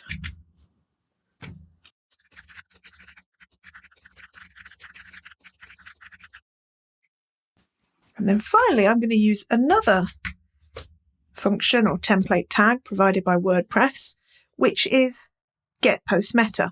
And I'm going to use this to fetch the value of a custom field against my current post. So this code that I'm running here can only be run in the loop,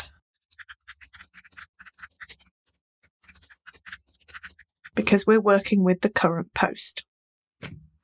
Or alternatively, you could run it in a for each loop like this. So you could run it in a standard loop or in a for each loop.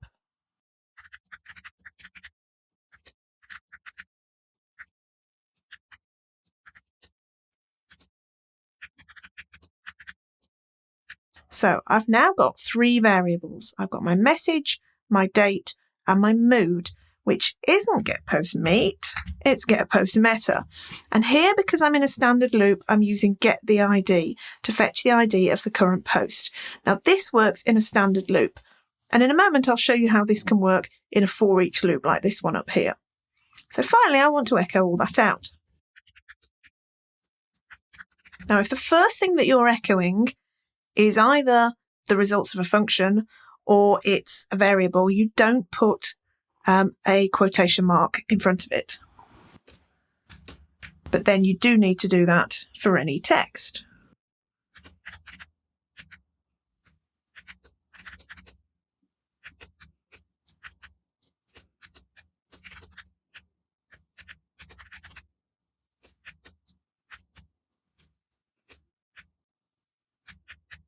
So this would echo out, hello everybody, today's date is the 2nd of February 2018, in my case recording now, and I'm feeling good, if that's the mood that I've set in this post. And don't forget, this is the loop. Now let's have a look at how we could implement this up here. So let's copy this.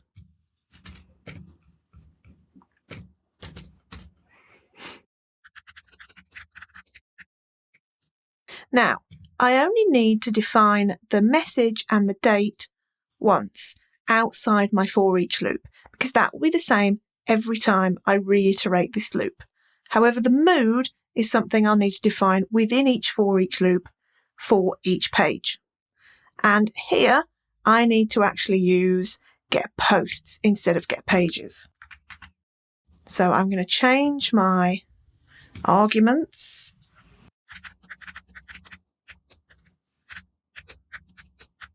to post per page equals 5, which will fetch the 5 most recent posts. And I'm going to call this my posts. And then reach my posts as my post.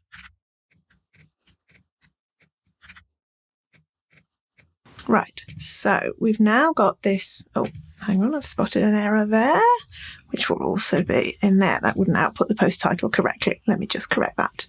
Right, so let's work through this. We've got an array of arguments. Post per page is 5. My posts is get posts with those arguments, so that'll fetch the 5 latest posts, not the top level pages. If my posts has returned some values, I then echo out an unordered list with the class of posts. For each iteration of my posts, I call it my post. I set a variable called my post ID, which is the ID of my post, and then I echo out some content. But before I do that, I need to define my variables, and I'm going to copy these.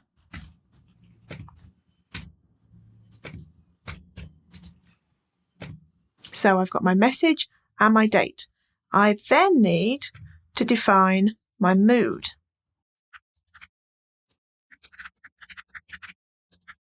And the first variable for this is my post ID, because we've already defined that as the ID of the current post. The second variable is the custom field mood, and the third variable is true. And what that does is ensures that it only brings back one result. So if more than one value has been recorded for this post against that custom field, only the first one will be returned. So I want to echo out a list. I don't need a link. So let's get rid of that. So I'm echoing this.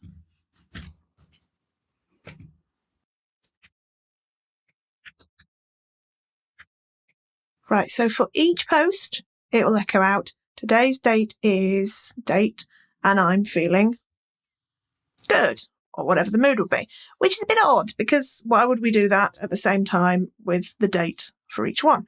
So I'm going to change date to the post date. So I'm going to move that down here.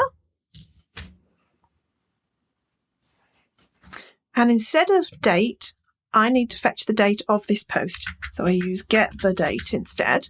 And the first parameter for that is the format.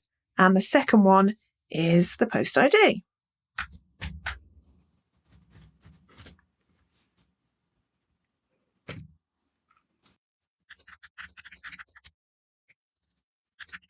So it'll say, hello everybody, I wrote this post on, and then the date of the post, and I was feeling, and then the mood that I added for that post. So that's how you use variables to create a more complex line of code and output text and data together. In the next part of the course, we're going to take more of a detailed look at echoing things out. You'll have noticed that I've used echo quite a lot already, and I'll explain the syntax that I've used and how it all hooks together. See you next time, and thanks for watching.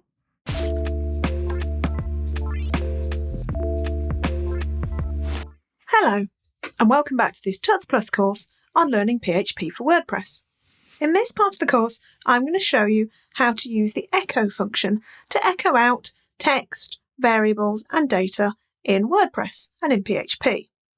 Now, you'll have seen me using echo quite a few times in this course, and I'll be referring back to some of the code that we've already seen. But let's take a look at the simplest way to echo something out, and that's just to echo out some text.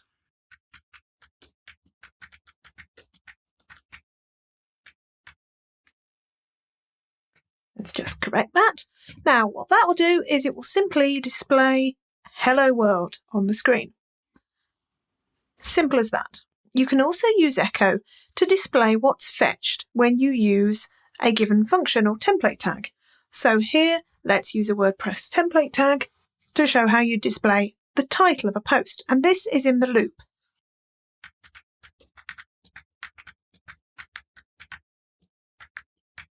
So what that does is it displays the post title. Now, to do this without echo, you use a different tag, a different template tag called the title instead of get the title. So in WordPress, you'll often see functions that begin with get. They will fetch data from the database, but they won't echo it out or display it. The functions without get, such as the title there, tend to display it. So it's worth checking because occasionally you might need one or the other, and you can check whether there's an equivalent with or without get. So now I'll show you how to echo out some HTML. And I'm going to do this in a dummy of a template file just to show you how it might work in the loop.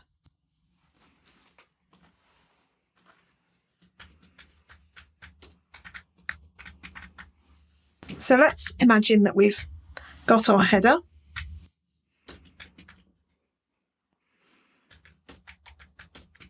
And then the loop opens underneath.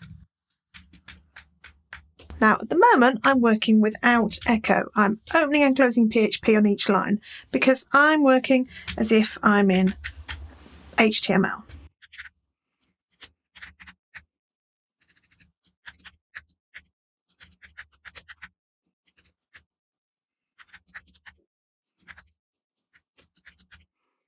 So you can see here, we've got an article. Let's close that later on. And then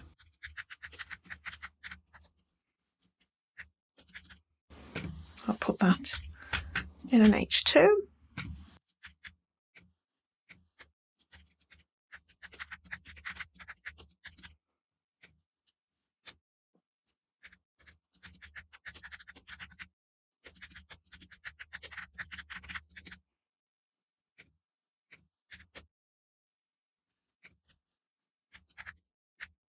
Right, so we're imagining we're getting the header, opening the loop, and then we're opening up our HTML. So we're not in PHP here. So we're going back into PHP to fetch the ID of the post for the ID of the article.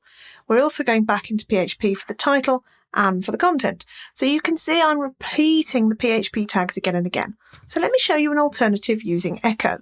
And I'm going to copy this and paste it and then edit it so you can see how it works. So I'm going to just have one opening and closing PHP tag here. I'll get rid of all these tags. I also get rid of those semicolons because I'm using those within echo, which you'll see shortly. And I'll move the PHP tags to different lines so we can see. Now, at the moment, that's a real mess. My syntax highlighter is showing that everything's wrong. So let's take a look. In here, this is HTML, so I need to echo it out. But that doesn't work because in here, I've got PHP. So what I do is I close the quotation marks for what I'm echoing. I put space and then a period and then a space. Now I need to use get the ID, not the ID because I'm fetching it so that I can then echo it out with echo here. And then a space, period, space, and then open up quotation marks again.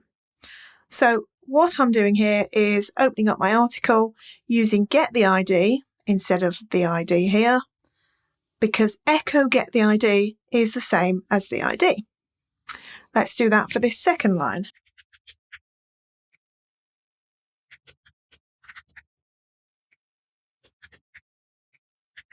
So I've got my H2 with the title in it. Then I don't need PHP tag before the content. I need to echo my HTML again, much more straightforward this time. And then get sidebar is fine. So you can see from the colours and the highlighting that everything looks fine.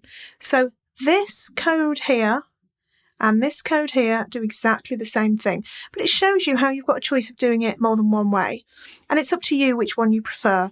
I find that in some cases working like this is helpful. If I've got a lot of HTML that I want to work with, it's easier to work in HTML and not be worrying about all these periods and everything. But if I've just got one line that I want to echo out, this can be easier. Another thing that you need to bear in mind, hang on a moment, let me just...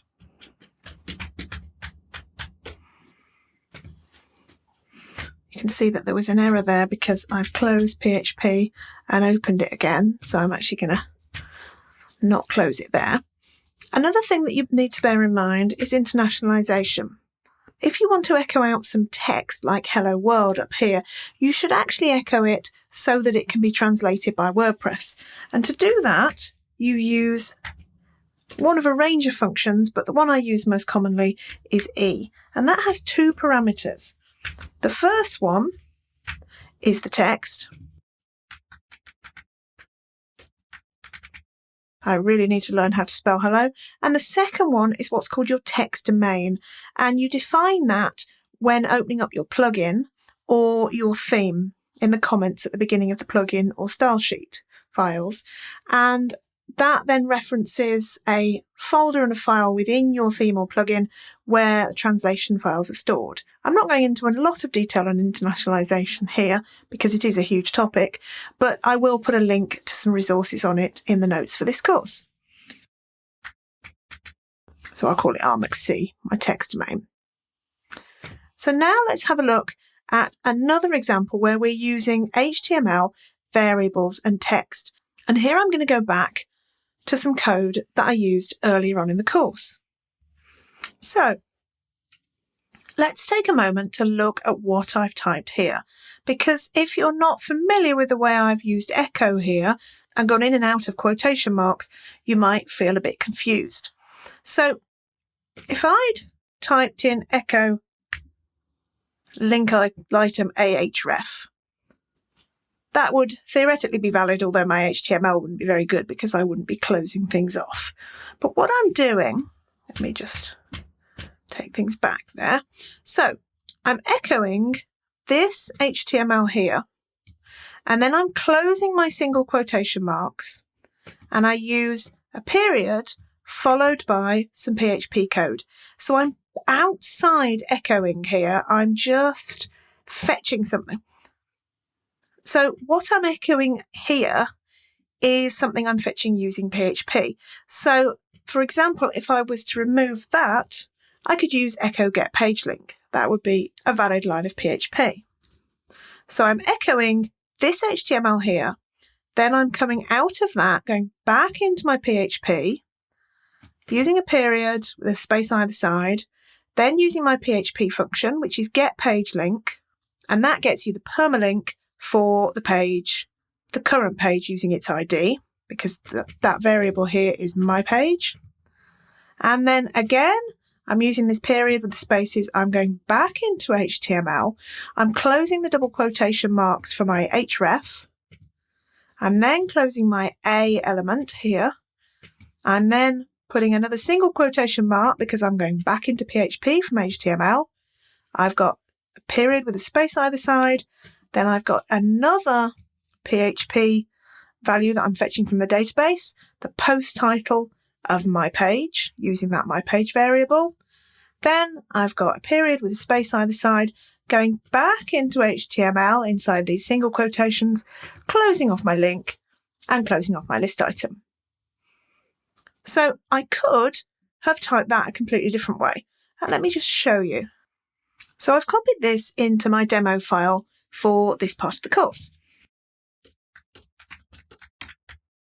And I'll show you how you do it. So there's one version of it, and then another. So this one is not using echo. So here I'm going to close PHP.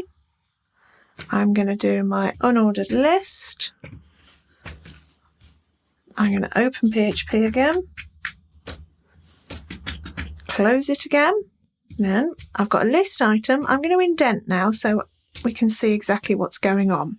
So let's just get all those lines correctly. Right, so we've got ahref here. So I need to open up PHP again.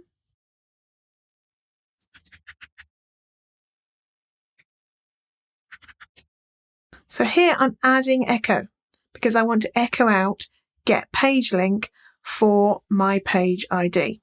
If I was in the loop, I'd simply use the permalink instead. Now here I need to get rid of the period and the quotation mark. I need to close off my PHP and add my colon. So that's my A. And then I need to open up PHP again. And then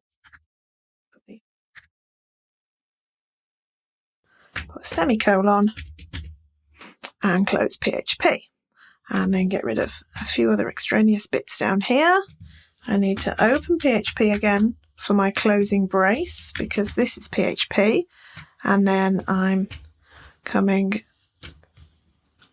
back into HTML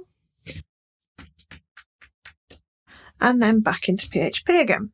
I find one of the benefits of working with echo here is that I'm not constantly opening and closing PHP, because if you miss one of these opening or closing PHP tags, you'll get white screen of doom, you'll get an error and nothing will be displayed. So that's how you use echo to echo out text, functions and variables in WordPress. In the next part of the course, we're going to look at a practical project that puts together some of the skills that you've learnt on this course. So we'll create a theme template file for a website that incorporates a custom loop, a number of variables and some conditional statements. See you next time, and thanks for watching.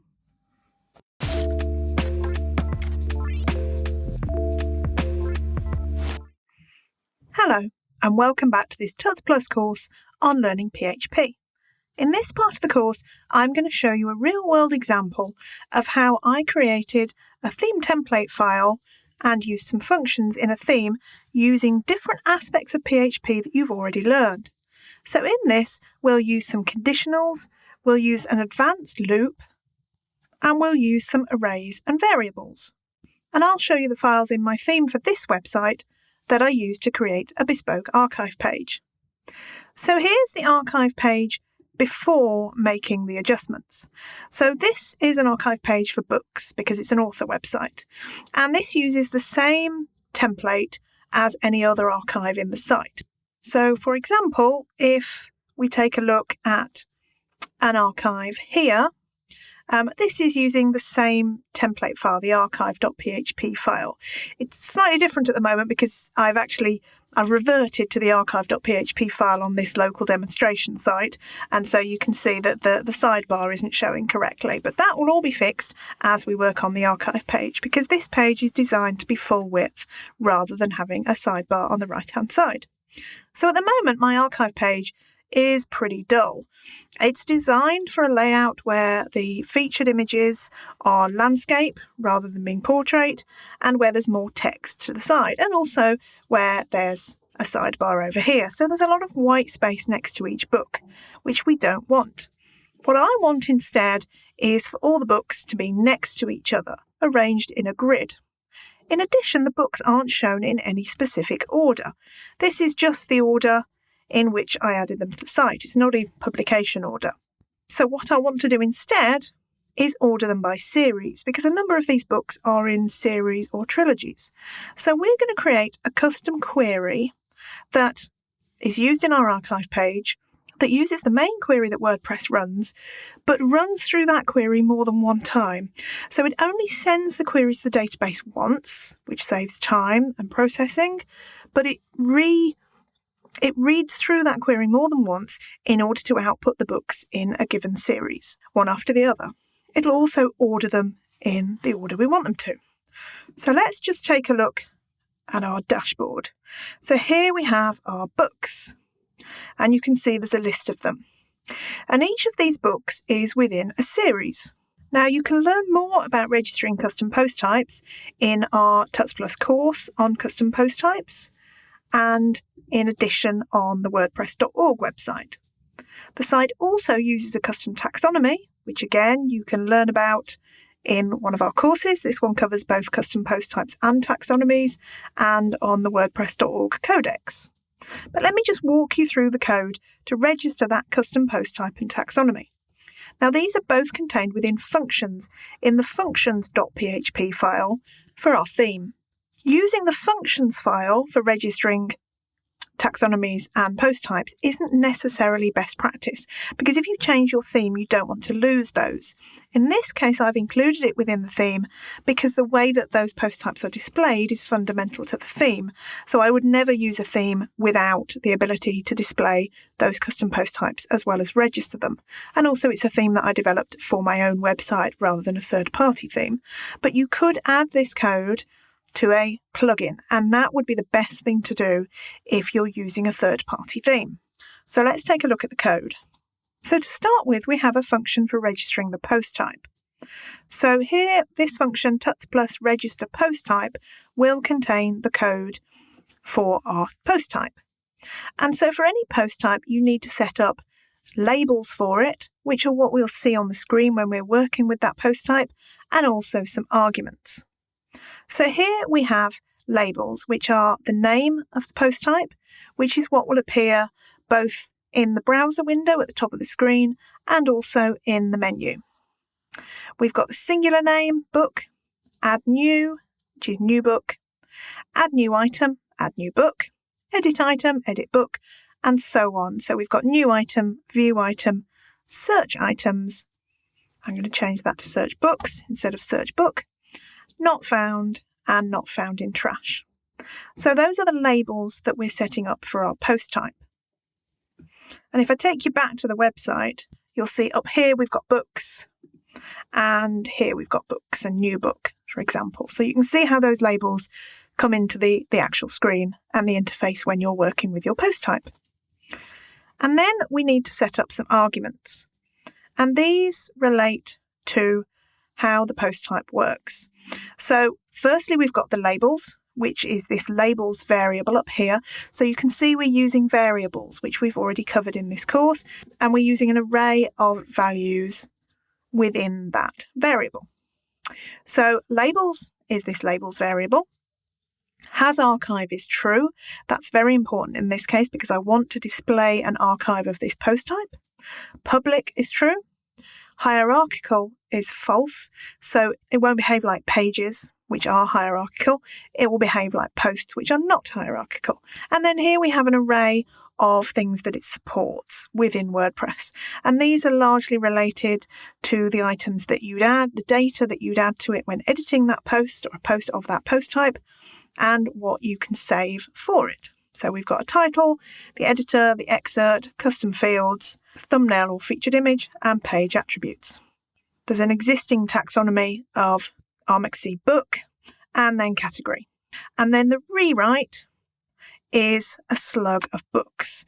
And the reason I've done that is because by default, the URL for this would have in its slug, it would have tuts plus _ book, which is the name of the new post type.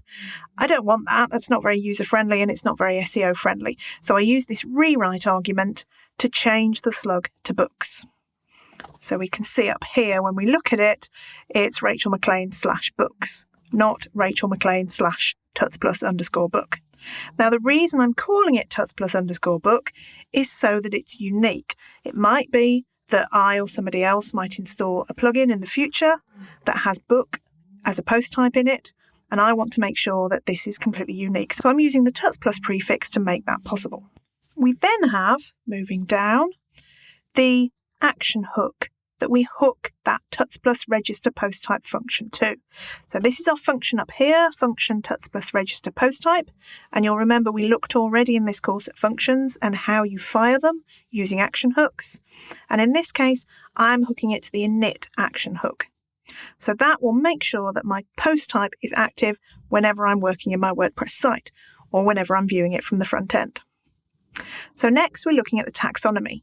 And taxonomies have some similar aspects to them when you're registering them as post types, but they're not exactly the same. So this taxonomy is called series. So again, it's got a name, a singular name, it's got values for searching, for all items, for editing, updating, adding new items, the name of the new item, and the name in the menu. So if we go back to the admin pages for the site, you can see I've got series listed here with some values, and it's also listed under books here because it's registered to the books post type, and you can see I've got add new series, for example. So going back to our code, we've got those labels, and then again we've got arguments. So the first argument is the labels, using that labels variable. Hierarchical is true. Now in this case, it means it will behave like categories, not like tags. Tags are not hierarchical. You can't nest tags underneath each other, but you can with categories. And a hierarchical taxonomy will behave like that. Sorting is true. I want it to be possible to sort these. I've got order by term order, and then I've got this rewrite argument again. And here again, I've got a slug of series. So if I'm on an archive page for my series, it would have series as the slug and not tuts plus underscore series, which is the actual name of the taxonomy. I've got show admin column to be true, which is how we get, going back to the books page here, I've got this admin column here. So if you want your taxonomy to show up on the listings for your posts, pages, or post type in your admin screens, you need to use that show admin column argument. And I've got show in rest to be true. And what that does is adds it to the interface for Gutenberg, because that uses the REST API. So when I'm editing one of my books, using the Gutenberg block editor, I can add a series to each book in the editing screen. Now, if I didn't use that show in REST, it would be hidden to me if I was working in Gutenberg, which, to be honest, is one of those things about Gutenberg which stumped me for quite a while until I discovered this argument when registering a taxonomy. So I had to go back to all my themes and plugins that had taxonomies registered and add that line. So then the final part of the function that I've created is the WordPress function register taxonomy. And that has 3 parameters. Firstly, the taxonomy name, tuts plus series, which is unique because of that prefix. The second is any post types that it might be registered to.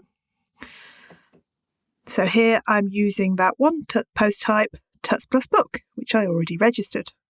And then finally, the arguments. And that's all of these arguments here. And then I hook it to the init hook again. So my tuts plus register taxonomy function is the second parameter of that add action function. So that's how you register a taxonomy and a custom post type in WordPress. And that makes them fully functional in my admin screens. And while it creates my post type that I can use for an archive, it doesn't create my archive page. So in the next part of the course, that's what we'll do.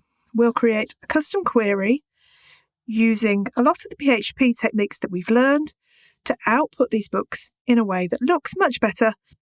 See you next time, and thanks for watching.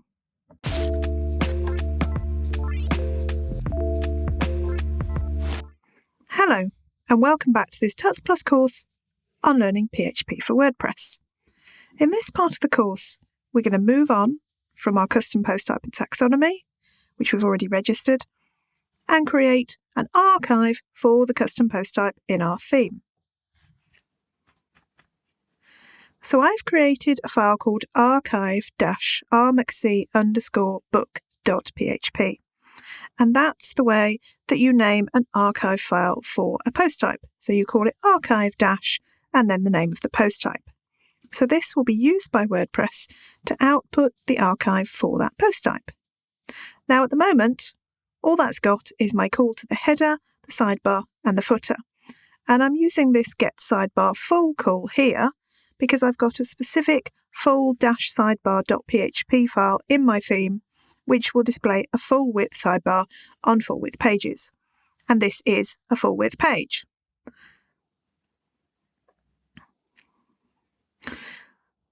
So let's start by closing off PHP and adding some HTML. So I'm going to add a heading, Books. So now I need to open PHP up again, and I'm going to run the loop. And here I'm going to be using the standard loop, but I'm going to run it more than once using the one query. And I'll show you as I go along.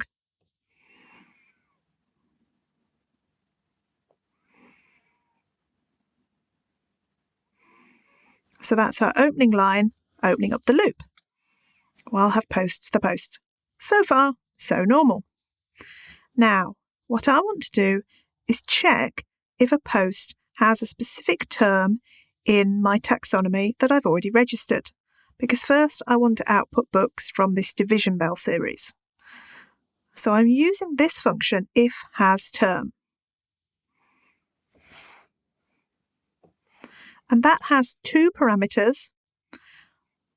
The first one is the term name, and the second is the name of the taxonomy, which we've already created. And if that's the case, we will then make a few things happen.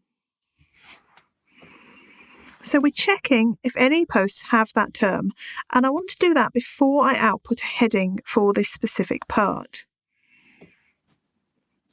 So I'm going to use a variable to check whether we've got any terms, and that variable is called count. And I'm going to add 1 to the value of that count. But before the loop runs, I'll need to set up that count variable and set it at 0. So let me explain this. Here we have our count variable, which is set to 0 to start, and then if we have any posts with the term division bell in that series taxonomy, which isn't our McC series, it's Tuts plus series, that's the prefix that I used. If that's the case, the count goes up by 1. And it'll loop through the posts, and every time it finds one with that term, it'll add 1 to the count. And then we can check for the value of the count. So I'll now use an end while to end the loop. And then I run a second loop, which is where I'm actually outputting the posts. So first, I'm checking that count is greater than 0. In other words, if it's found any posts and added 1 or more to the value of count. First up, I'll rewind the posts.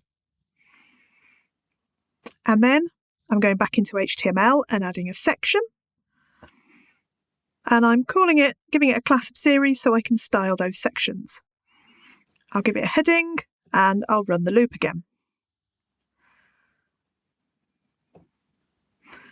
Making sure I open PHP up again. So now, once again, I want to check if this specific post has that term.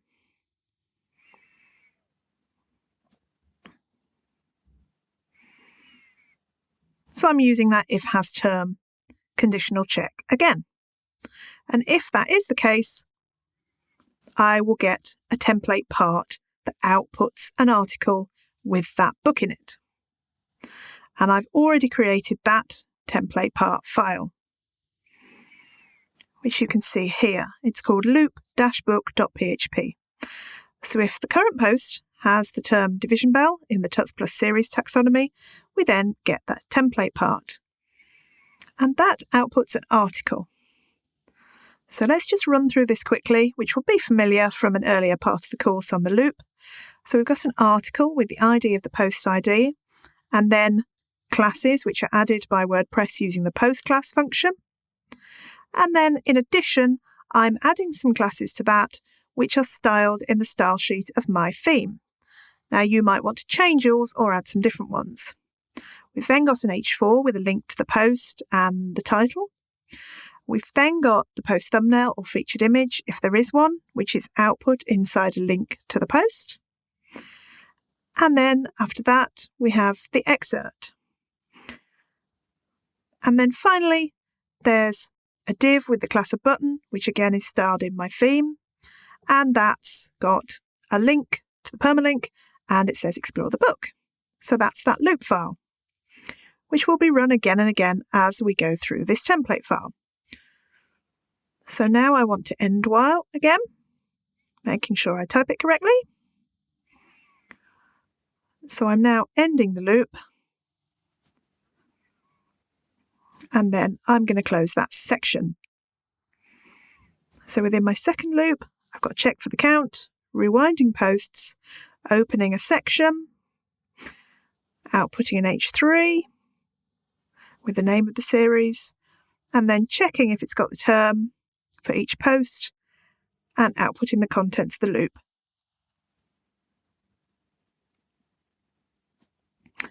And now I'm going to repeat that for another 2 loops, but instead of typing it all out again, I'm going to copy and paste. So let's start by copying the first loop to create the third loop. And I need to start PHP up there, which my code highlighter showed me I hadn't done correctly. Now we have the third loop. We rewind posts first. I'm resetting count to 0 again, because again I want to check if it's higher than 0. And then I'm changing the term we're looking for here from division bell to the village. So after that, I'll copy my second loop to make my fourth loop. And I'll change the title. And I've also changed the term that we're looking for. And again, we're outputting that template part.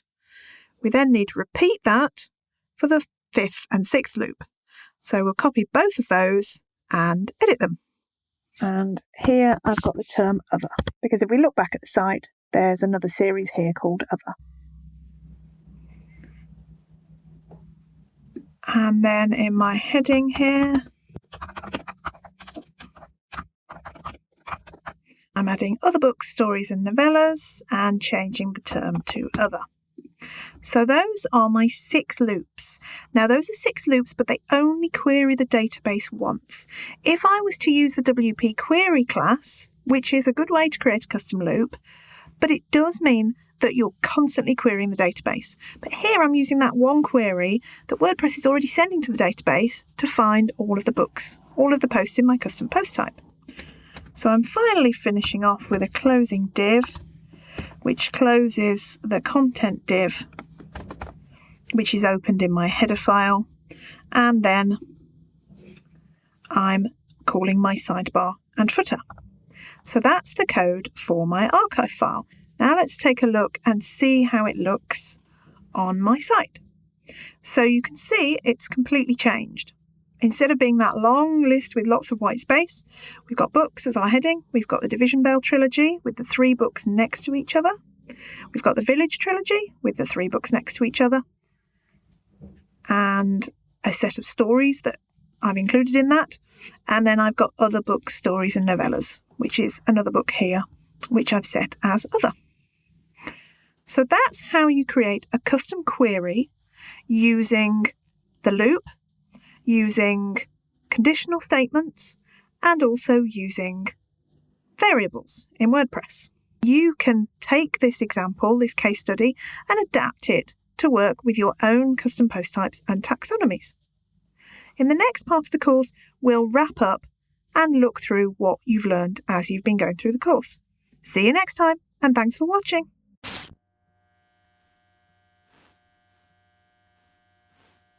Hello, and welcome back to this Tuts Plus course on learning PHP for WordPress. In this course, you've learned everything you need to know to get started coding PHP in your WordPress themes and templates. So let's recap on what you've learned. So we started off by looking at what PHP is and what it does. So we identified the fact that PHP is a server-side language as against a client-side language like HTML. We then used an example of this page on my website where we looked at the markup that's generated by WordPress and we looked at the template file that generates that markup. We then moved on to looking at the coding standards in detail. So I talked you through some template files within my theme and showed you how they adhere to the coding standards. And I also showed you some of my theme files and how they use things like indentation and braces and line spacing and so forth. Once we'd done that, we went on to some practical work. So we set up a demo page template and I showed you how to add PHP to your file and how to add comments to it and template tags. And within that file, I showed you how to code functions with braces added correctly and spacing, as well as how to use curly braces to enclose conditional functions. In the next part, we looked at HTML and how to add HTML to your PHP files. And I showed you two methods of doing that, both of which you can see here. We then moved on to some more specific aspects of coding PHP in WordPress. So firstly, you learned about commenting, and you learned the different formats you can use for commenting in PHP and why you need to use them. Having done that, we started writing some functions. So we wrote a basic function and a pluggable function, and then we learned how to fire those functions by hooking them to action and filter hooks. We then looked at the loop. So we looked at the standard loop and how that's coded. And then we looked at a non-standard loop using the getPages function. And we created a for each loop and echoed out information relating to each page in a site. You then learned about variables in PHP and how you can use them to store simple text or the results of a function or more complex data. And then finally, we looked at the echo function. And you learned how you can use echo to echo out not only simple text, but also the results of certain functions which fetch data from the database. And we also had a brief look at internationalization and how you use the _e function to internationalize some static text. And put together a lot of what we learned in the course in a practical project. So we created a theme template file using a custom post type and custom taxonomy that had already been registered, and we used a custom loop with some conditional tags and some variables to display a set of books by series. So that should have got you started with the core elements of PHP you'll need to know in order to write your own themes and plugins. If this course has whetted your appetite for learning more about PHP, you can also follow another Tuts Plus course which specifically looks at PHP rather than PHP for WordPress. And this will teach you some more advanced PHP techniques that you can implement in your WordPress files. I hope you found this course useful. Thanks for watching.